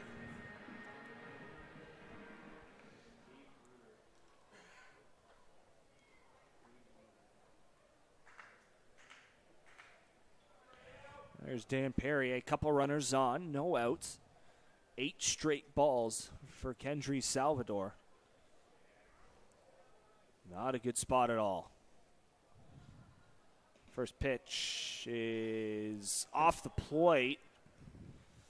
And Salvador perhaps wondering where. A little bit too much glove movement there, I think, by the catcher Roger Keane on that one, Reece. Perhaps that's a strike, even if he does not move the glove there. On those low pitches, you want to work out, not up, because once you work up, it's a giveaway. Similar to the ones up top, you want to work in, right? You don't need to show that pitch up. The pitch upstairs, you don't have to show it off. There's the ball 10. All right, now we're on a roll. What an atmosphere that would be to see that. Yeah. To witness that in college baseball. The College World Series is a bucket list thing. Got to do it. 2-0 is going to be hit on the ground, up the middle. Rainey to Lupton at second, back to first. Ryan came off the bag. That's one of those, if you're the first baseman, Ryan, you want to kind of go for the swipe tag. And are they going to say that Lupton was off the bag at second, too? And that's interesting.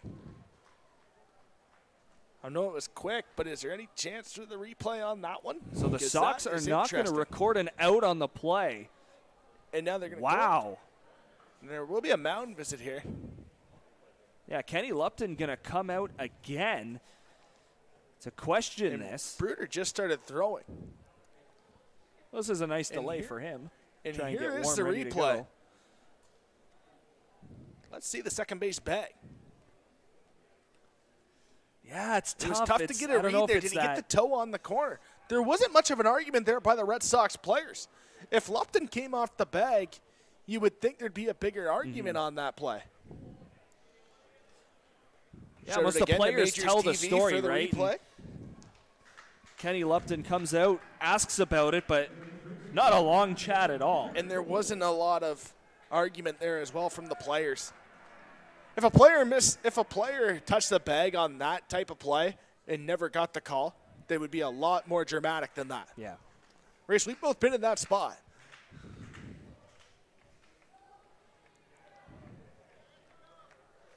Here's Kieran Bowles, bases loaded. And again, once again, and you kind Kendry of Salvador gets a strike. I kind of questioning the positioning. Jameson's in shallow left field. Takes a couple steps back, as I mentioned it, but the outfield's not very deep.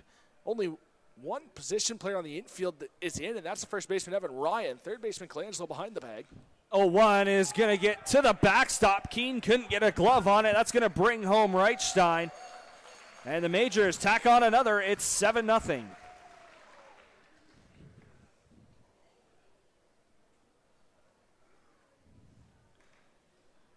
That will push Wilkie up to third. Perrier moves to second. I saw you take a look down at that Red Sox bullpen. Gabe Ruder is known for not being a very fast-working guy.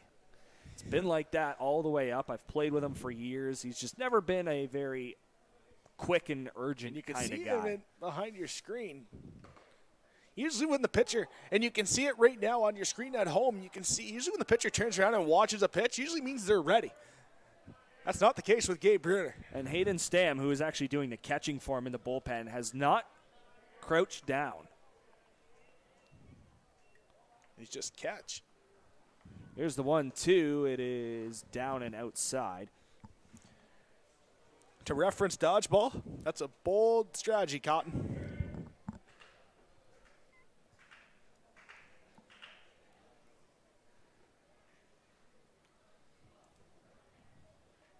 Two to Bowles is in the dirt. Roger Keene picks it. Roger Keene, not being a catcher, hasn't been too bad tonight. Just a couple of balls have gotten away from him. He's done a nice job back there. And just the framing a little bit, but hey, that's going to happen when you haven't caught in a while, right? Nice gear, by the way. Yeah, not bad, eh? Pitch is strike 3 called. Bowles goes down on strikes on a pitch that I don't think anybody in this ballpark agreed with. That's one of those when it's a 7-0 lead, you're going to give the benefit of the doubt to the pitcher in that one.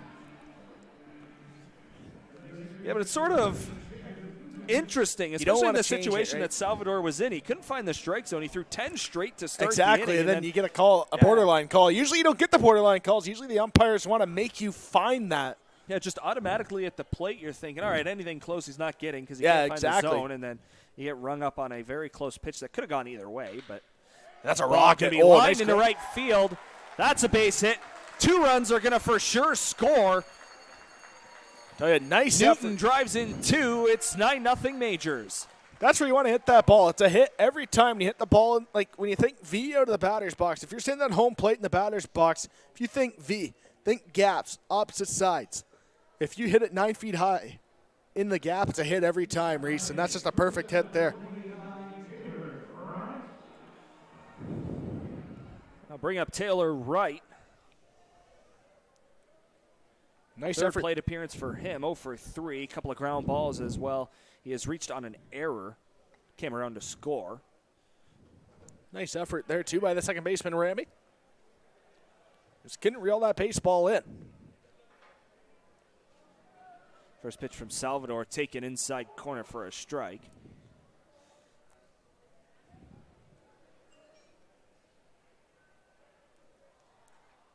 Nine runs on 7 hits for the Majors.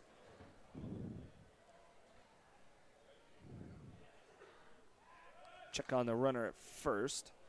Newton gets back easily.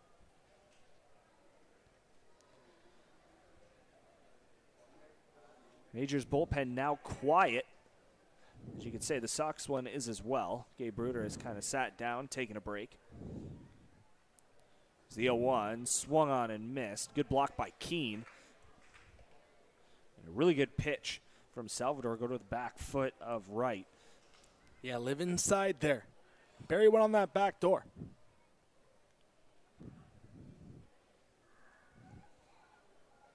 A lot of length in this batting lineup, too, for the London Majors.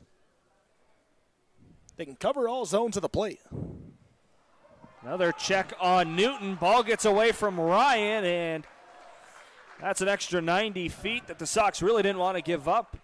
Double play is now gone. And another runner in scoring position. Majors just 180 feet away from getting into double digits here in the 6th. Error number 4 for the Red Sox. And we saw about 5 or 6 last time Brantford was here at Labatt Memorial Park. Here's the 0-2, a number. It has a chance to stay fair. Will it? It is rolling all the way down the line, and it is going to come to a stop in foul territory. Heads up play by the third baseman, Aiden Colangelo, as that ball came back to the very last second. And that is the home plate umpire's call all day, but it's a game of inches, Reece. It's a game of inches. That was awfully close. It's tough for the third base umpire to watch that because he's everything's right there. But it's not. It's one of those where you want to come in right on the bag. Yeah.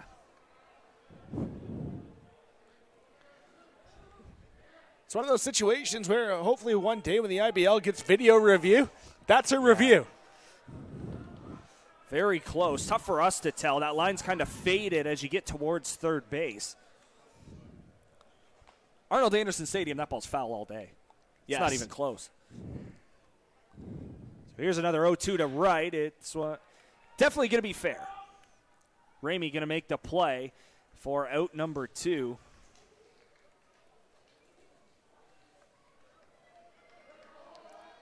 A lot of hesitation by the Red Sox fielders, so fielding the baseball. Not a lot of aggression in charging the baseballs. Now Cleveland Brownlee steps to the plate, trying to avoid the golden sombrero. He's been off balance all night so far. Kendry Salvador has handled him very well. A couple of strikeouts looking and one swinging. But knowing Cleveland Brownlee, he's going to hit a 2-run shot right here. Well, look for that breaking ball. First pitch from Salvador is going to be popped up right side. Down the right field line. Ryan loses his hat chasing for it, but it's going to get down. Gabe Bruder just hangs out there.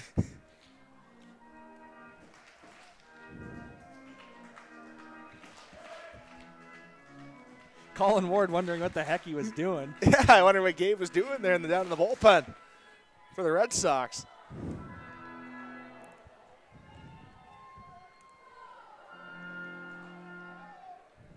This will be pitch number 100 for Kendry Salvador.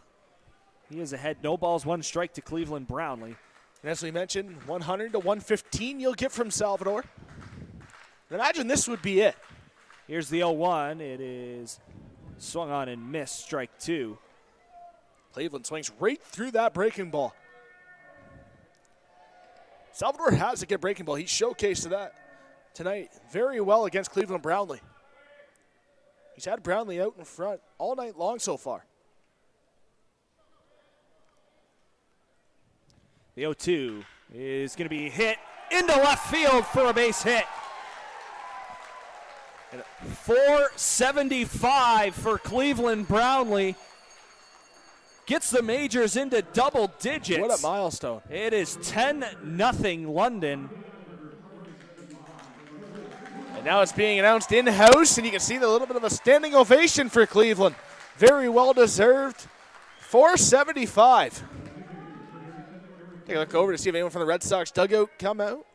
Cleveland Brownlee tips his cap to this crowd. Good crowd for a Tuesday night. 46th on the season.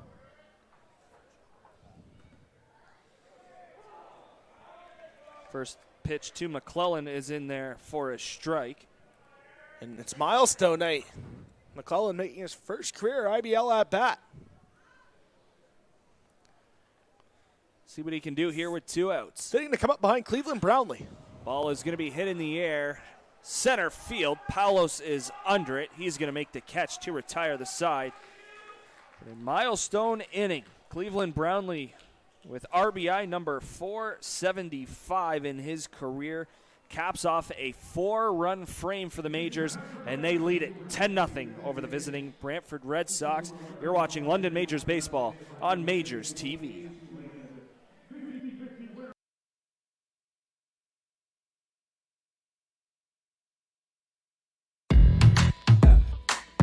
My name's Tiffany Creasy, and I take care of the sales and marketing at Rickard Promotions and Recognition. Some of the things that we do at Rickard Promotions and Recognition is we bring your brand to life. We kind of put your logo on anything that you can give away or brand, and we can service clients right across Canada. At Rickard Promotions and Recognition, we can take care of your designing of your logo for any artwork that you need done for the branding. And a lot of people don't realize we can do that here. We also have our in-house production that we take care of your order from start to finish right here at our one location. So with keeping everything in-house from graphic design to in-house production, we're able to get you your order a lot quicker with a faster turnaround time. We'll help gather your ideas together, give you some options to kind of narrow down the search for you, whether it be from your apparel to promotional products. And from there, we'll get your mock-ups done, proofs done, order done, and the quality control is right there all along the way for you.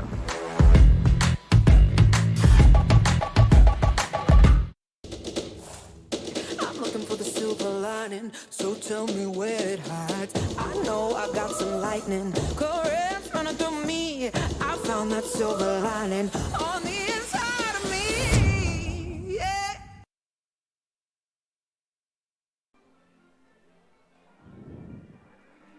Welcome back inside the Game Day London broadcast booth here at Labatt Park. Reece Doumani along with Colin Ward. London Majors doing a lot of damage in this ball game. 10-0, they lead it. 10 runs on 8 hits in the ball game. Another new pitcher enters the ball game for the Majors. It is number 40, Anderson Acevedo. And Acevedo, this being his 7th appearance on the season for the Majors. Red Sox have faced him once before, back on July 23rd at Arnold Anderson Stadium. They faced him. 9 ERA on the season for Acevedo. 7 innings pitched. 8 strikeouts, 4 walks, strikeout to walk ratio. And he gets ready to face the middle part of this Brantford Red Sox lineup. Nick Burdett, Evan Ryan, and Jarrett Lupton. 3, 4, and 5.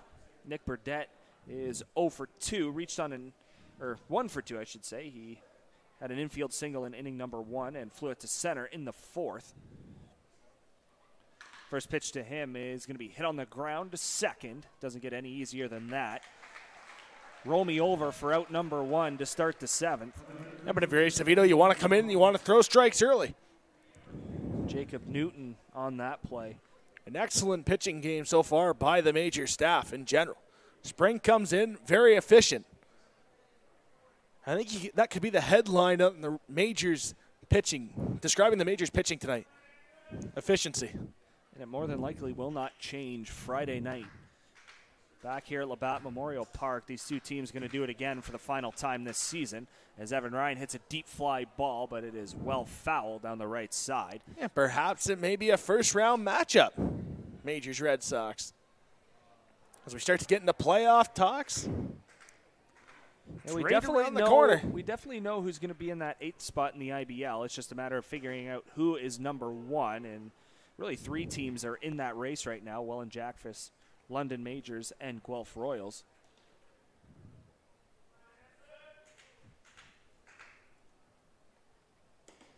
Breaking ball off the plate outside.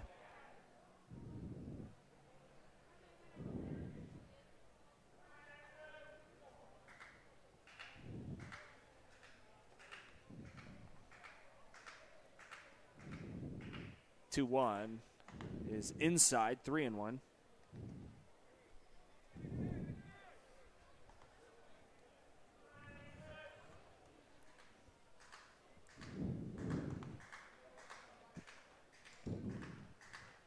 Acevedo set. The 3-1 is going to be popped up in the air center field. Matt Hiscox says can of corn all day, and it is for out number 2. Yeah, Wilkie's had a few of those. He's been busy tonight in center field. Yeah, quite a few balls have found its way to Austin Wilkie in center. Big center field here at Labatt Park, 4:02. Getting word that the 4th fly ball to Wilkie in the ball game. Of course, 4:02 doesn't compare to Comerica Park, 4:20. Big swing from Lupton for strike one. You know what? Everyone looks that at brings back flashbacks to when the Blue Jays were there in 2015. Oh, the memories. When Josh Donaldson ripped a double right into that gap at Comerica Park.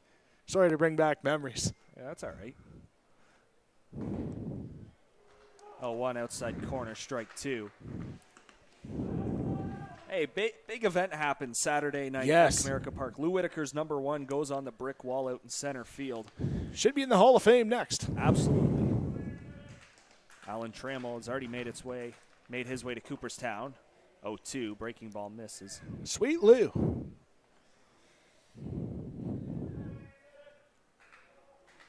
Love to see the Blue Jays and Tigers do it here at Labatt Memorial Park. That'd be the day. That would be quite the scene. Ball just going to be bounced back to the mound. Acevedo going to hop and make the play to end the inning as we head to stretch time here at Labatt Memorial Park. Colin, looking through the first 6.5 innings, I think it's kind of obvious that we talk about the London Majors pitching being the best part of the night so far. 10 runs is good, obviously. Yeah. But, the pitching has been phenomenal, just giving up 2 hits. The Red Sox have put the ball in play. After the second inning, the Red Sox have put the ball in play. I mean, Gore had 5 strikeouts in the first 2 innings of the ball game. I mean, it was spectacular efficiency. Only 42 pitches in 4 innings. That's incredible. I mean, you don't see that too often. And so that was very interesting. But the Majors pitching tonight has been so efficient. I can't recall a game this efficient this season by a pitching staff on any team around the IBL. Very stellar performances tonight by this Majors pitching staff all the way around.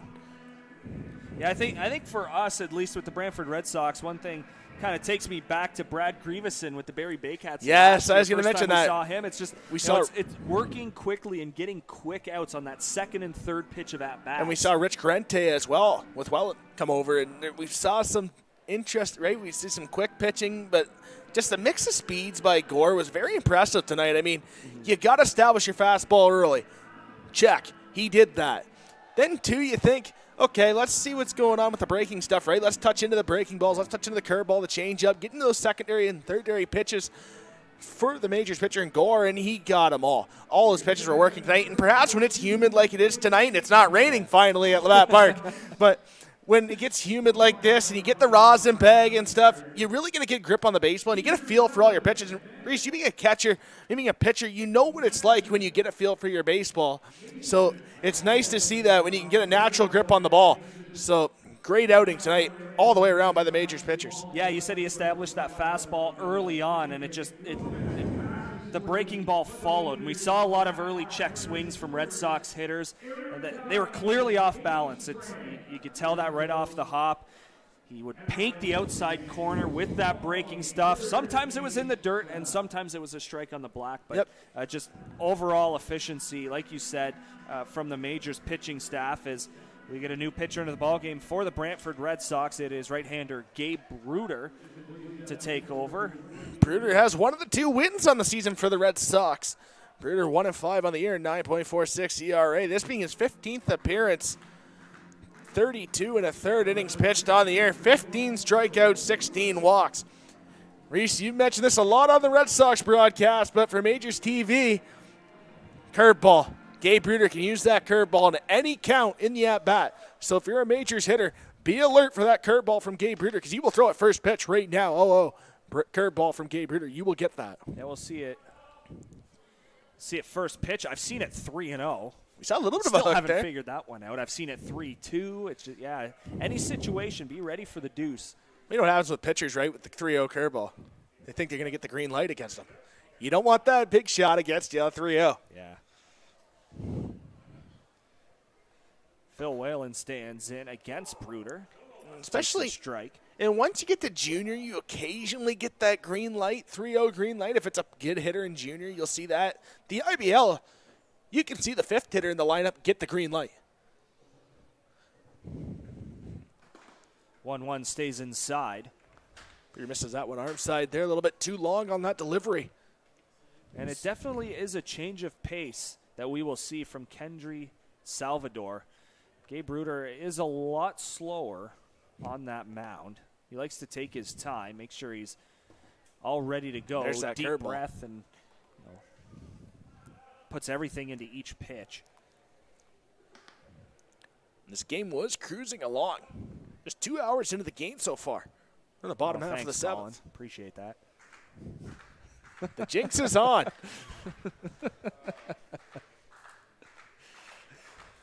Bruder set. Here's the 2-2. It is popped up in the air, right side, near the line. Jacob Lupton moving over, but it will bounce into the Red Sox bullpen. And we see a celebration. No better feeling. Getting a baseball, yeah. Welcome to the broadcast as well. Nice grab. Nice hands on that catch. Off the ricochet.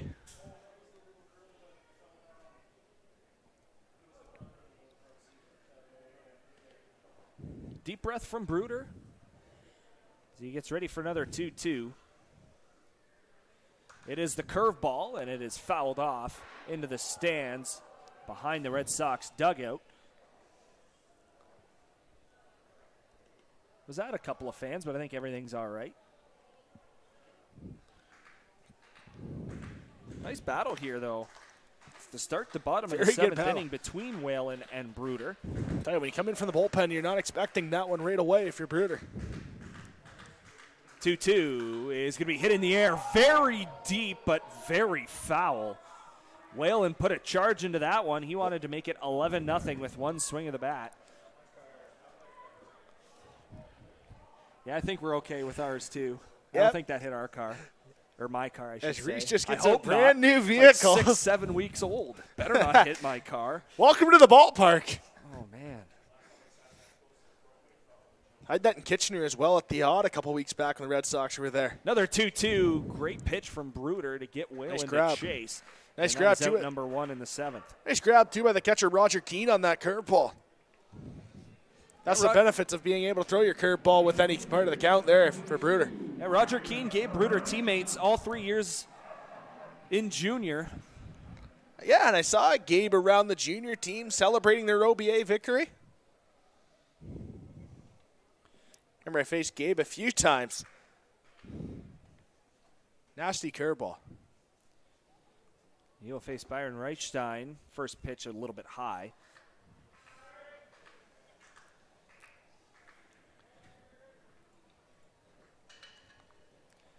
Last time we saw, or one of the last times we saw Gabe Bruder on the mound, he was actually ejected by this same home plate umpire. Against the London Majors, actually. I should point that out in that interesting game. Debate, if you want to call it that. The review about a tag that was a tag that wasn't a tag, to keep it simple and complicated at the same time. That's the greatest explanation I've ever heard. Yeah, that was that game. Yeah, Gabe Bruder giving up a 3-run no-doubter. Pretty sure it was Austin Wilkie that destroyed it over that left field monster at Arnold Anderson Stadium. And Gabe Bruder immediately comes off the mound and starts pointing his glove and roll the baseball. And then he got thrown out. But, yeah, just very long night and, yeah, not good from behind the catcher, I should say. Here's the 1-1 to Reichstein. It is hit on the ground, but foul.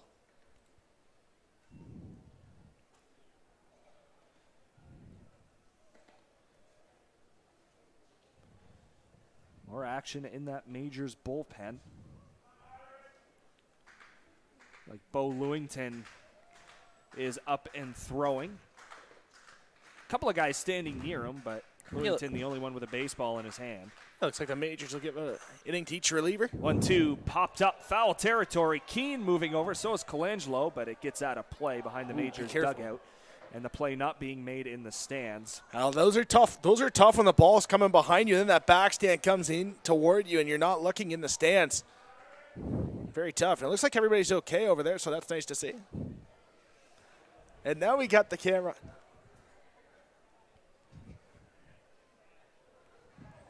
Reichstein battling here. 1 ball, 2 strikes. Big hole up the middle. And a lot of room down each line. Here, the pitch from Gabe Bruder is outside.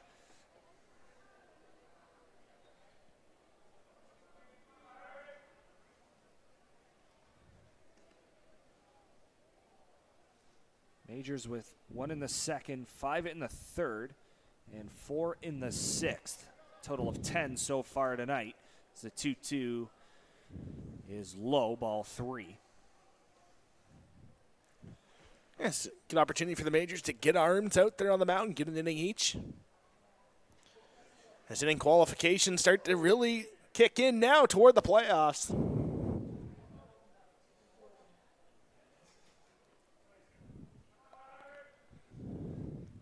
Both teams are off until Friday when they meet again. This is a regular scheduled game. The 3-2 just misses, ball 4. Reichstein works a free pass. Almost feels like a mini Major League Baseball series. Obviously not back-to-back days.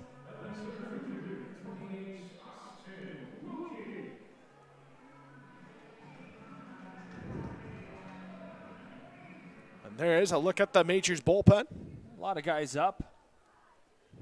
As I said, Lewington really the only one who was throwing.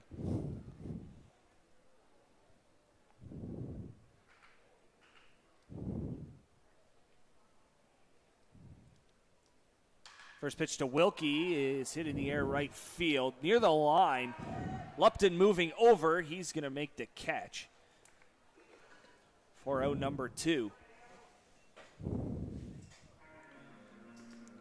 Seeing a lot of ground covered from Lupton in tonight's ballgame. We saw a great play early on where he was moving towards the wall. Deep fly ball ended up being a warning track shot where he made the play, but he had to cover a lot of ground for that. We've seen him come in quite a bit. Overall, really good defensive game for Jacob Lupton, who threw an absolute gem in the OBA finals on Sunday for the U22 Red Sox. Went a complete game. Ball is hit towards the right side out of play. Evan Ryan entered the dugout. Oh, a nice that grab. Clearly wouldn't have counted.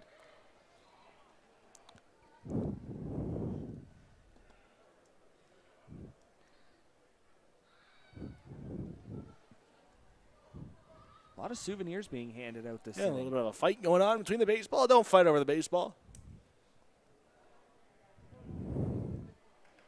Count is 0-1 to Perrier. Reichstein, the runner at first.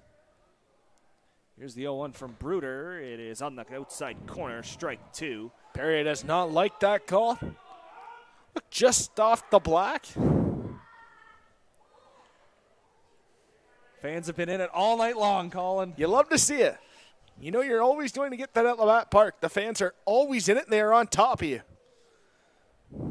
The 0-2 is going to be a deep fly ball, center field. Paulos going back, and it is going to hop over the wall. And that saves a run for the Red Sox. Reichstein was headed for home, but it will go as a ground rule double for Dan Perrier. Put a charge into that one. Yeah, that ball for just sure. kind of 0-2. Yeah, that ball kind of hung up a little bit and went away from the center fielder, Paulos.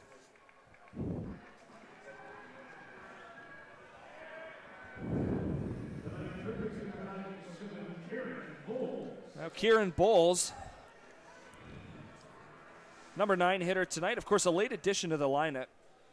Gibson Kraminski was scheduled to be that number 9 hitter at third base, but a late switch as we got the anthem going and warm-ups before the game. It was Bowles that stepped onto the field.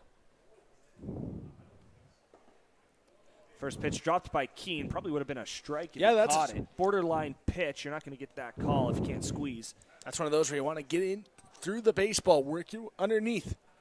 Mid to low pitch, one of those in-between ones, right? So you want to work through the baseball, similar to when you're fielding a baseball, smooth.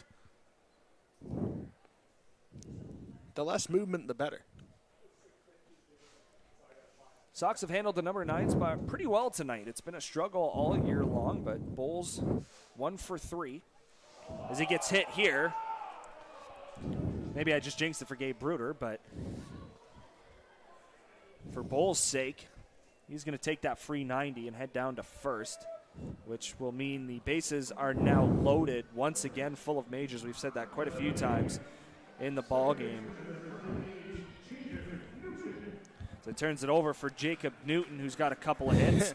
And Jacob Newton has a massive grand slam as well against this Red Sox team.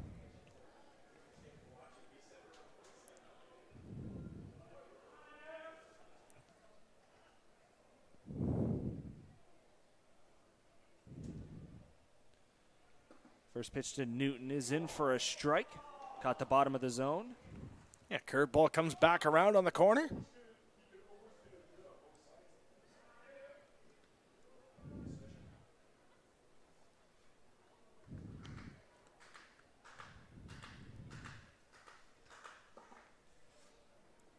Another close pitch. Keane unable to squeeze.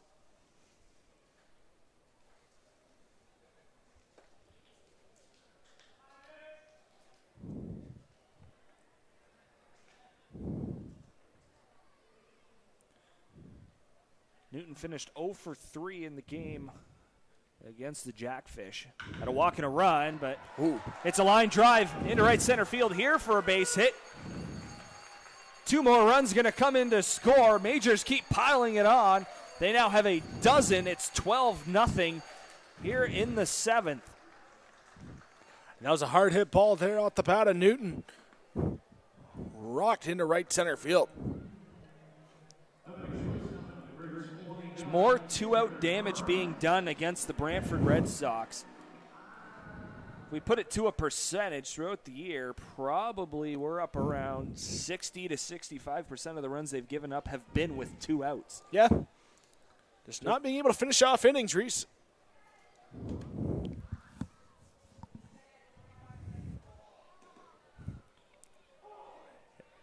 First pitch to right, taken for a strike. Yeah, and the catcher, Roger Keane, brings that ball in a little bit there on that one.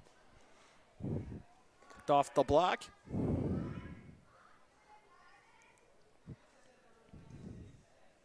The 0-1 from Bruder is going to be tapped foul, and it's going to stay foul.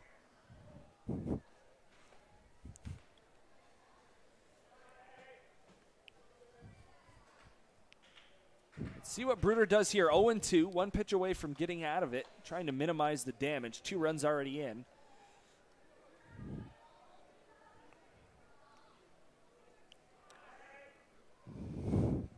Go fastball away here. Bury one in that outside corner.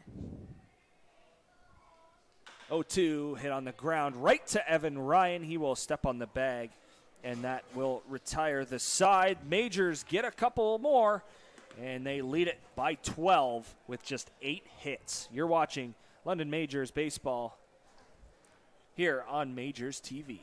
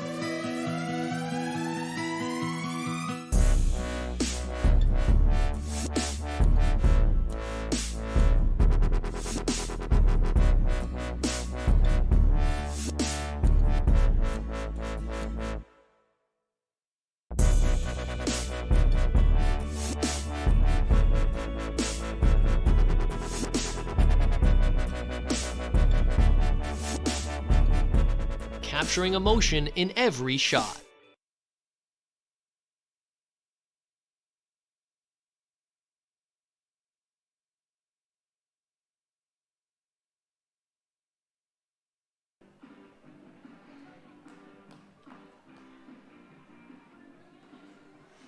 Welcome back inside the Game Day London broadcast booth here at Labatt Memorial Park. Reece Doumani along with Colin Ward. London Majors have done a lot of damage, both at the plate and on the mound. 12-0 They lead it as we begin the 8th inning. Another new arm into the ball game for the Majors. It is Bo Lewington, the right-hander. Yeah, Lewington's 10th appearance on the season. Only one on the year, 5.40 ERA, 16 2/3 innings pitched on the season, reached 15 strikeouts, 8 walks. Strikeout to walk ratio.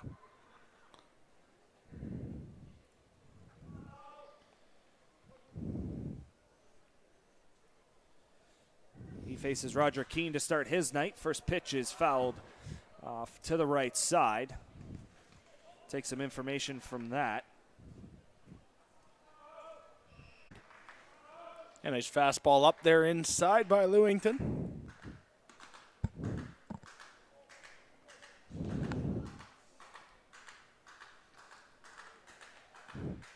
One, two, outside corner, strike 3 called. Nice paint job there from Bo Lewington for out number 1. Yeah, the very second nice. time Keane has gone down on strikes. That's a very nice pitch there by Lewington to freeze the batter Keane.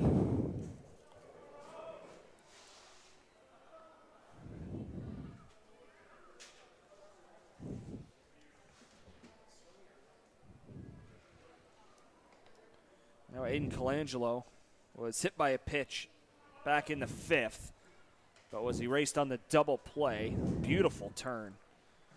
Oh my goodness. That was smooth. Taylor Wright fielding the ball behind second base and flipping it.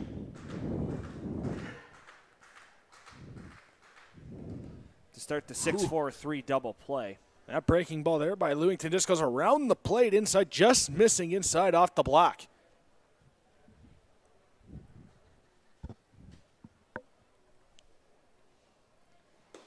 One downstairs. Just below the knees. That's a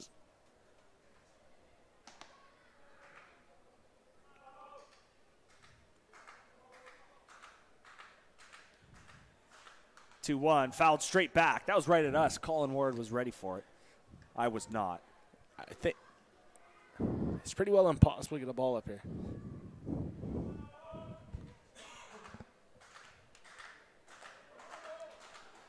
Majors bullpen busy again. Here's the 2-2 from Lewington. Outside corner, strike 3 called. Paint job again.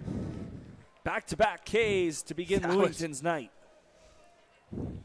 That was a nasty, just a straight fastball on the outside corner by Lewington. The exact same pitch he threw to Roger Keane, the previous batter for the Red Sox, to freeze the Red Sox hitters. We saw Lewington early on in the season in Brantford. I really like the way he pitches. He's going to come at you with the fastball. First pitch to Lupton, swung on and missed. Pitch is big. Connor Ambrosio is the one with a baseball in his hand in that London Majors bullpen. Looks like he'll get the 9th. Jacob Lupton awaits the 0-1 from Lewington. He takes it low. A lot of zeros for the Red Sox tonight. Majors have scored in 4 of these 7 innings so far. 1-1. Breaking ball. Lupton not even close. That was just to cast it out there. That was not fair. That's one of those where with one strike, you almost want to lay off on that, on the count, 1-1 count. That's one of those where you want to lay off. If I'm Lewington, I go right back to it, but look for that fastball away. The last 2 batters just K'd him on that outside corner. Catcher McLean. 1-2 is going to be hit on the ground to second base. Newton over to first, and that will retire the side. Sox go 1-2-3 in inning number 8. Just the dominance continues from that London Majors pitching staff. Bo Lewington with a couple of Ks and a ground ball. Yeah, very nice pitching there by Lewington. That's impressive. And I mean, as we mentioned throughout the broadcast, the Majors pitching very efficient tonight. It doesn't get more efficient than this. Of course, as always, make sure you follow the London Majors on social media at London Majors, TikTok, Twitter, Instagram, Facebook, and YouTube. Subscribe. Get them to 850 on TikTok. Very, very good content. I don't think you'll find in-depth content around the IBL on social media like a lot of majors. Very impressive. It's cool, the arrival times. You see the videos of the arrival times, some of the random questions to the players. The players love it, and you can tell the fans love it as well. That's good for the league. You need more in-depth stuff.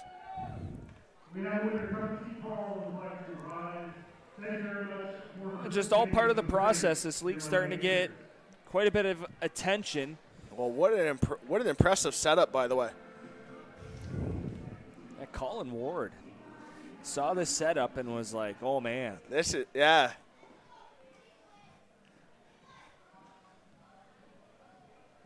Very impressive. It was nice back in the second inning. We got the one review here on the replay. Not used to the replay. Usually we got to go back and then get the replay ourselves. Oh, there we go. As you can zoom in, it's nice. Need like a laser pointer to point out plays. I feel like you'd be a pencil guy. Definitely a pencil guy. Screens, you're a pencil guy. Definitely a pencil guy. I'm still that guy in the OHL press box that brings a paper and a pen for the scratches. Old school. Oh, yeah, no technology at all.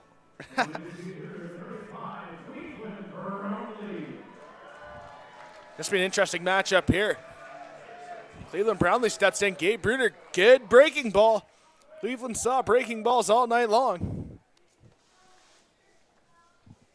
It's an intriguing Brownlee 1 matchup. for 4, RBI single, and a trio of Ks, but we don't like to mention that. First pitch from Bruder is fouled off. Very nice hit his last at bat. Like Cleveland was out in front on that first offering from Bruder. You see him talking to the catcher, Roger Keane, there on your screen. Up close and personal. Spot you don't usually see Roger Keane playing. Normally the left fielder for the Brantford Red Sox. His last at bat, Cleveland acquired his 475th RBI. The 0-1 is up high. Mentioned it earlier in the ball game, and this was in the third inning. Didn't expect to say this, but first versus last, yeah, it might happen pretty early, but 2 players had not reached base as of the third inning. We play here in the 8th. Every London Major, or every spot in the London Majors order has reached base successfully at least once.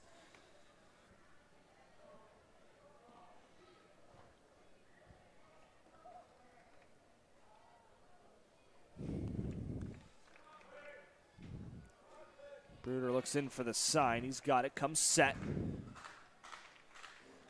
Pitch to Cleveland is going to be hit on the ground to third. Colangelo will field. Throw over to first. Will be offline and high. Brownlee reaches on the E5. And if you're Colangelo, the third baseman, you got to go through that baseball. And that is also error number 5 and we'll have a pinch in the runner. ball game. We will have a pinch runner for Cleveland Brownlee. Yeah, Brownlee will be done. Andrew Lawrence will run for him. Yeah, Drew Lawrence now into the ball game for Cleveland to run.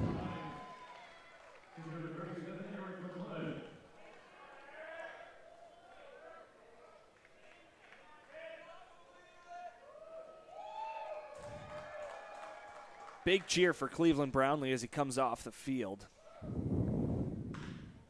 This ball is hit on the ground, right side. Only play is to first. Ramey makes that play for the first out.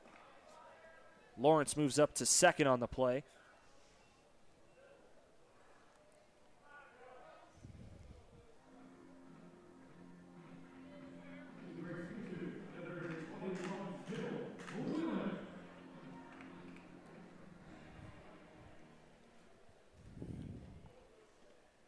Here's Phil Whalen. Entered the game for Starling Joseph about midway through the ball game. Got an opportunity to drive in another run. First pitch from Bruder is going to be hit in the air. left field. Ball will be caught for out number 2. Sounded good off the bat, just didn't have the carry. And Spencer Jamieson made that play.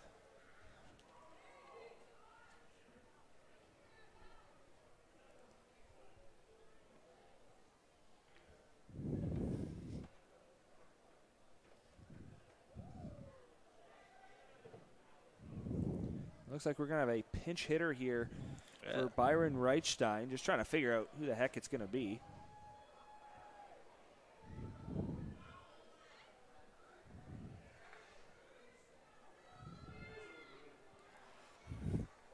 Pitchers who rake. Owen Boone is going to step to the plate with 2 outs here in the bottom of the 8th inning, and the Majors up by a dozen. If I'm Gabe Bruder, I'm throwing a first pitch curveball because you know what Boone's going to be doing first pitch if it's close. You know he's going to be swinging. If I'm Roger Keane, the catcher, I'm putting down the curveball. Got to find out the last time Owen Boone grabbed the bat.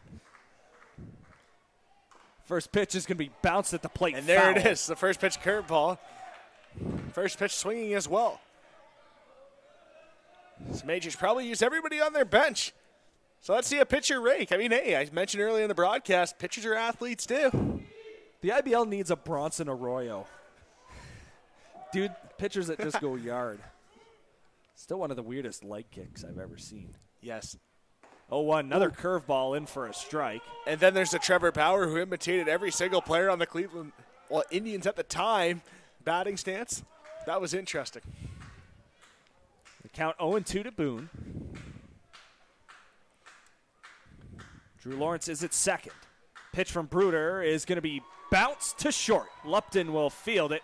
Throw over to first is in time. And the batting helmet of Boone starting to wave off there. Be careful.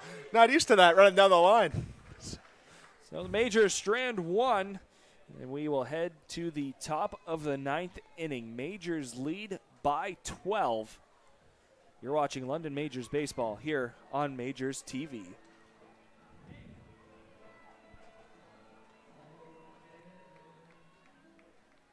Hey, fans, make sure to check out our website, LondonMajors.com, for all the latest information on our team, the players, their schedule. Tickets on there as well, too.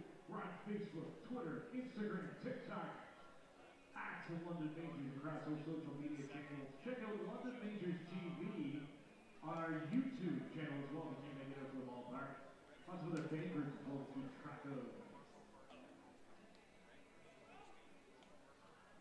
This home game for London Majors is this Friday against the Brantford Red Sox. Start time 7:35. This is holding our first annual Shake Lager event in support of the Baker Center for Pancreatic Cancer. 50 cents for each purchase of Shake Lager. We donated in support of pancreatic cancer research. And each purchase of Shake Lager, you'll also be given a raffle ticket for your chance to win a 2023 London Majors season pass. Tickets can be purchased at LondonMajors.com.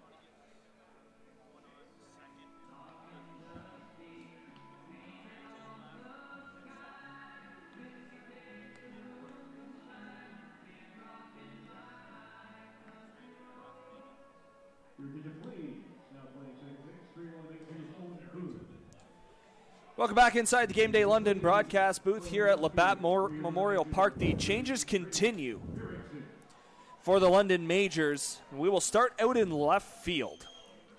Who would have thought we'd ever be saying this? And there it Braden is. Farrington on your is screen. the new left fielder for the London Majors. He's got an outfield glove. Oh, yeah. Wow. Got the stirrups going, too, and everything. He's ready to go. Hey. Attaboy. 63, nice number. Love it. Owen Boone stays in the game. He goes to second base, and the Majors have a new pitcher on the mound, number 26, Connor Ambrosio, to finish off tonight's game. And Ambrosio, 4.50 ERA.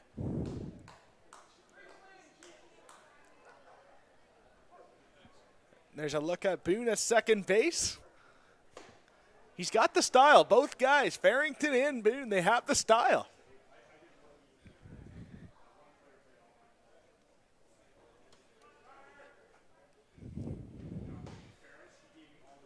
Ambrosio will face the 9-1 and 2 hitters for the Sox. So here's a question. Do you remember when Will Ferrell played every position in spring training? Man. Farrell takes the field. Yeah.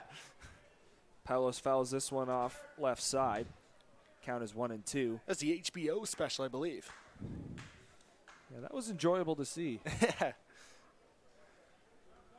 He did the Cactus League. He's got to do the Grapefruit League now. Yeah, that would be tough.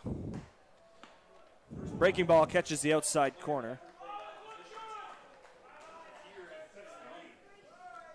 And there's an interesting stat.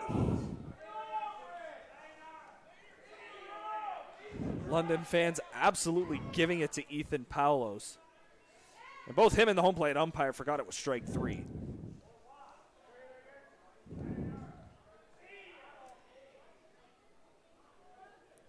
So the first position. Clearly saw it on the scoreboard. Yeah. So the first player to ever play all 9 positions in baseball was in London. So that's interesting. That's an interesting stat. Ryan Lindbergh. London Werewolves. So that's interesting.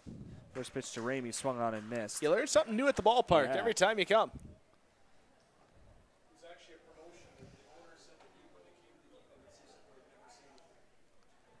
Pretty interesting to hear from the outside. You may have heard that at home. It's planned all the way.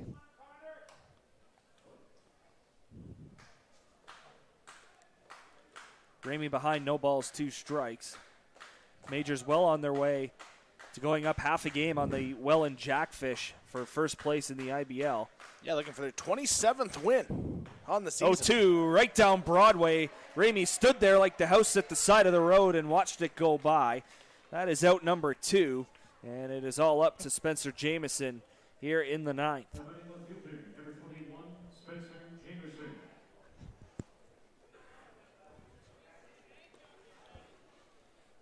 Expect Jamieson to be aggressive here early. Red Sox only 2 hits in the ball game. First pitch is off the plate outside. Let's get a ball to second or left. So their last hit was in the 4th inning. That was the Evan Ryan double. Jamieson going to hit this ball on the ground and through into left field for a base hit. Farrington will come up with it and just get it into the infield. Do you test the arm in left field? Would have been interesting to see Jamieson round that bag hard to see Farrington go up and field that baseball.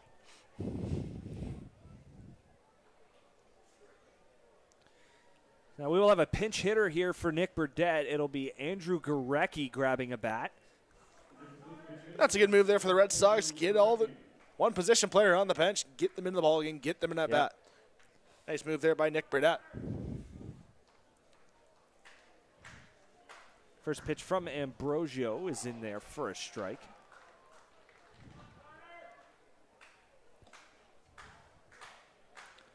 All majors all night.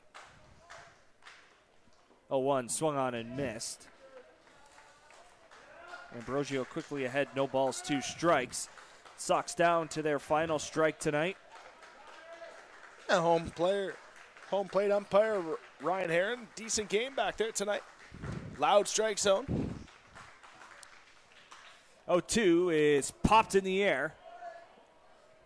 Right center field, Wilkie to make the play, and that will do it. Majors, big win over the Brantford Red Sox. They throw up a 0 and score 12 of their own and take the first half of this 2-game series against the Brantford Red Sox.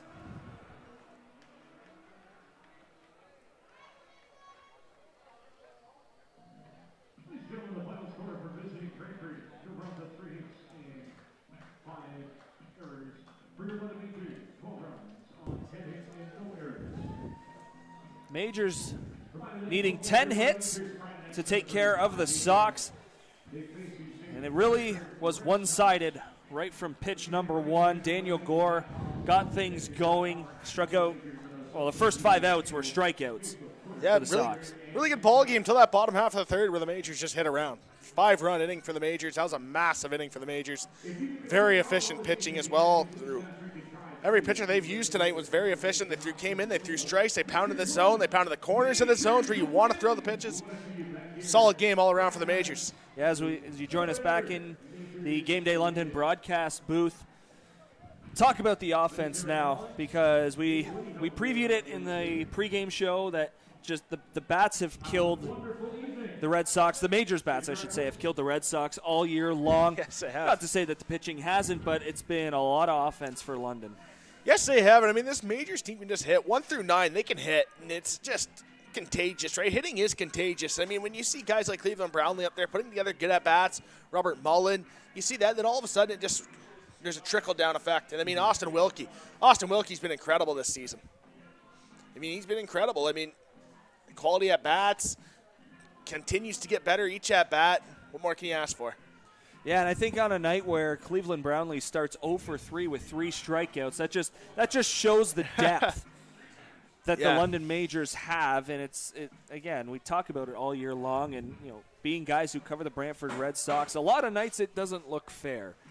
Yeah, it does not. Because it's been that kind of season. There's been a lot of double-digit scores for the visitors at Arnold Anderson Stadium, and this is what you get with a first place versus last place team, and now officially first place, half a game up on Welland until tomorrow night. But it's been a domino effect all year long, and that's what the Majors did. They took advantage of a team with 2 wins. And it's one of those games there where the Majors didn't pick up any bad habits.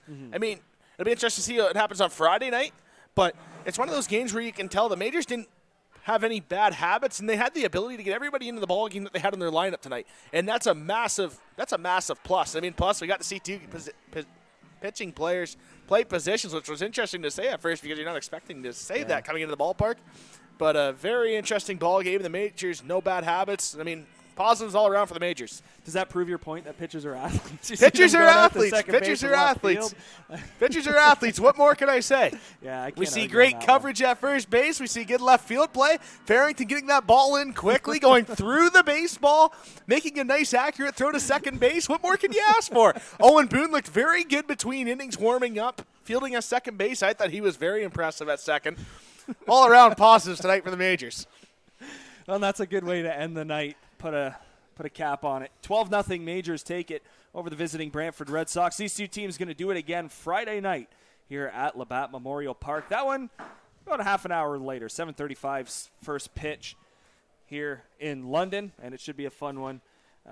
Thanks so much for having us, Matt Hiscox. Thanks so much for having us on the broadcast, and we're back Friday night with the call of that game. For Colin Ward, I'm Reece Doumani, all of the Majors TV crew. Thanks so much for tuning in. Again, 12-0 Majors defeat the Brantford Red Sox. You've been watching London Majors Baseball on Majors TV.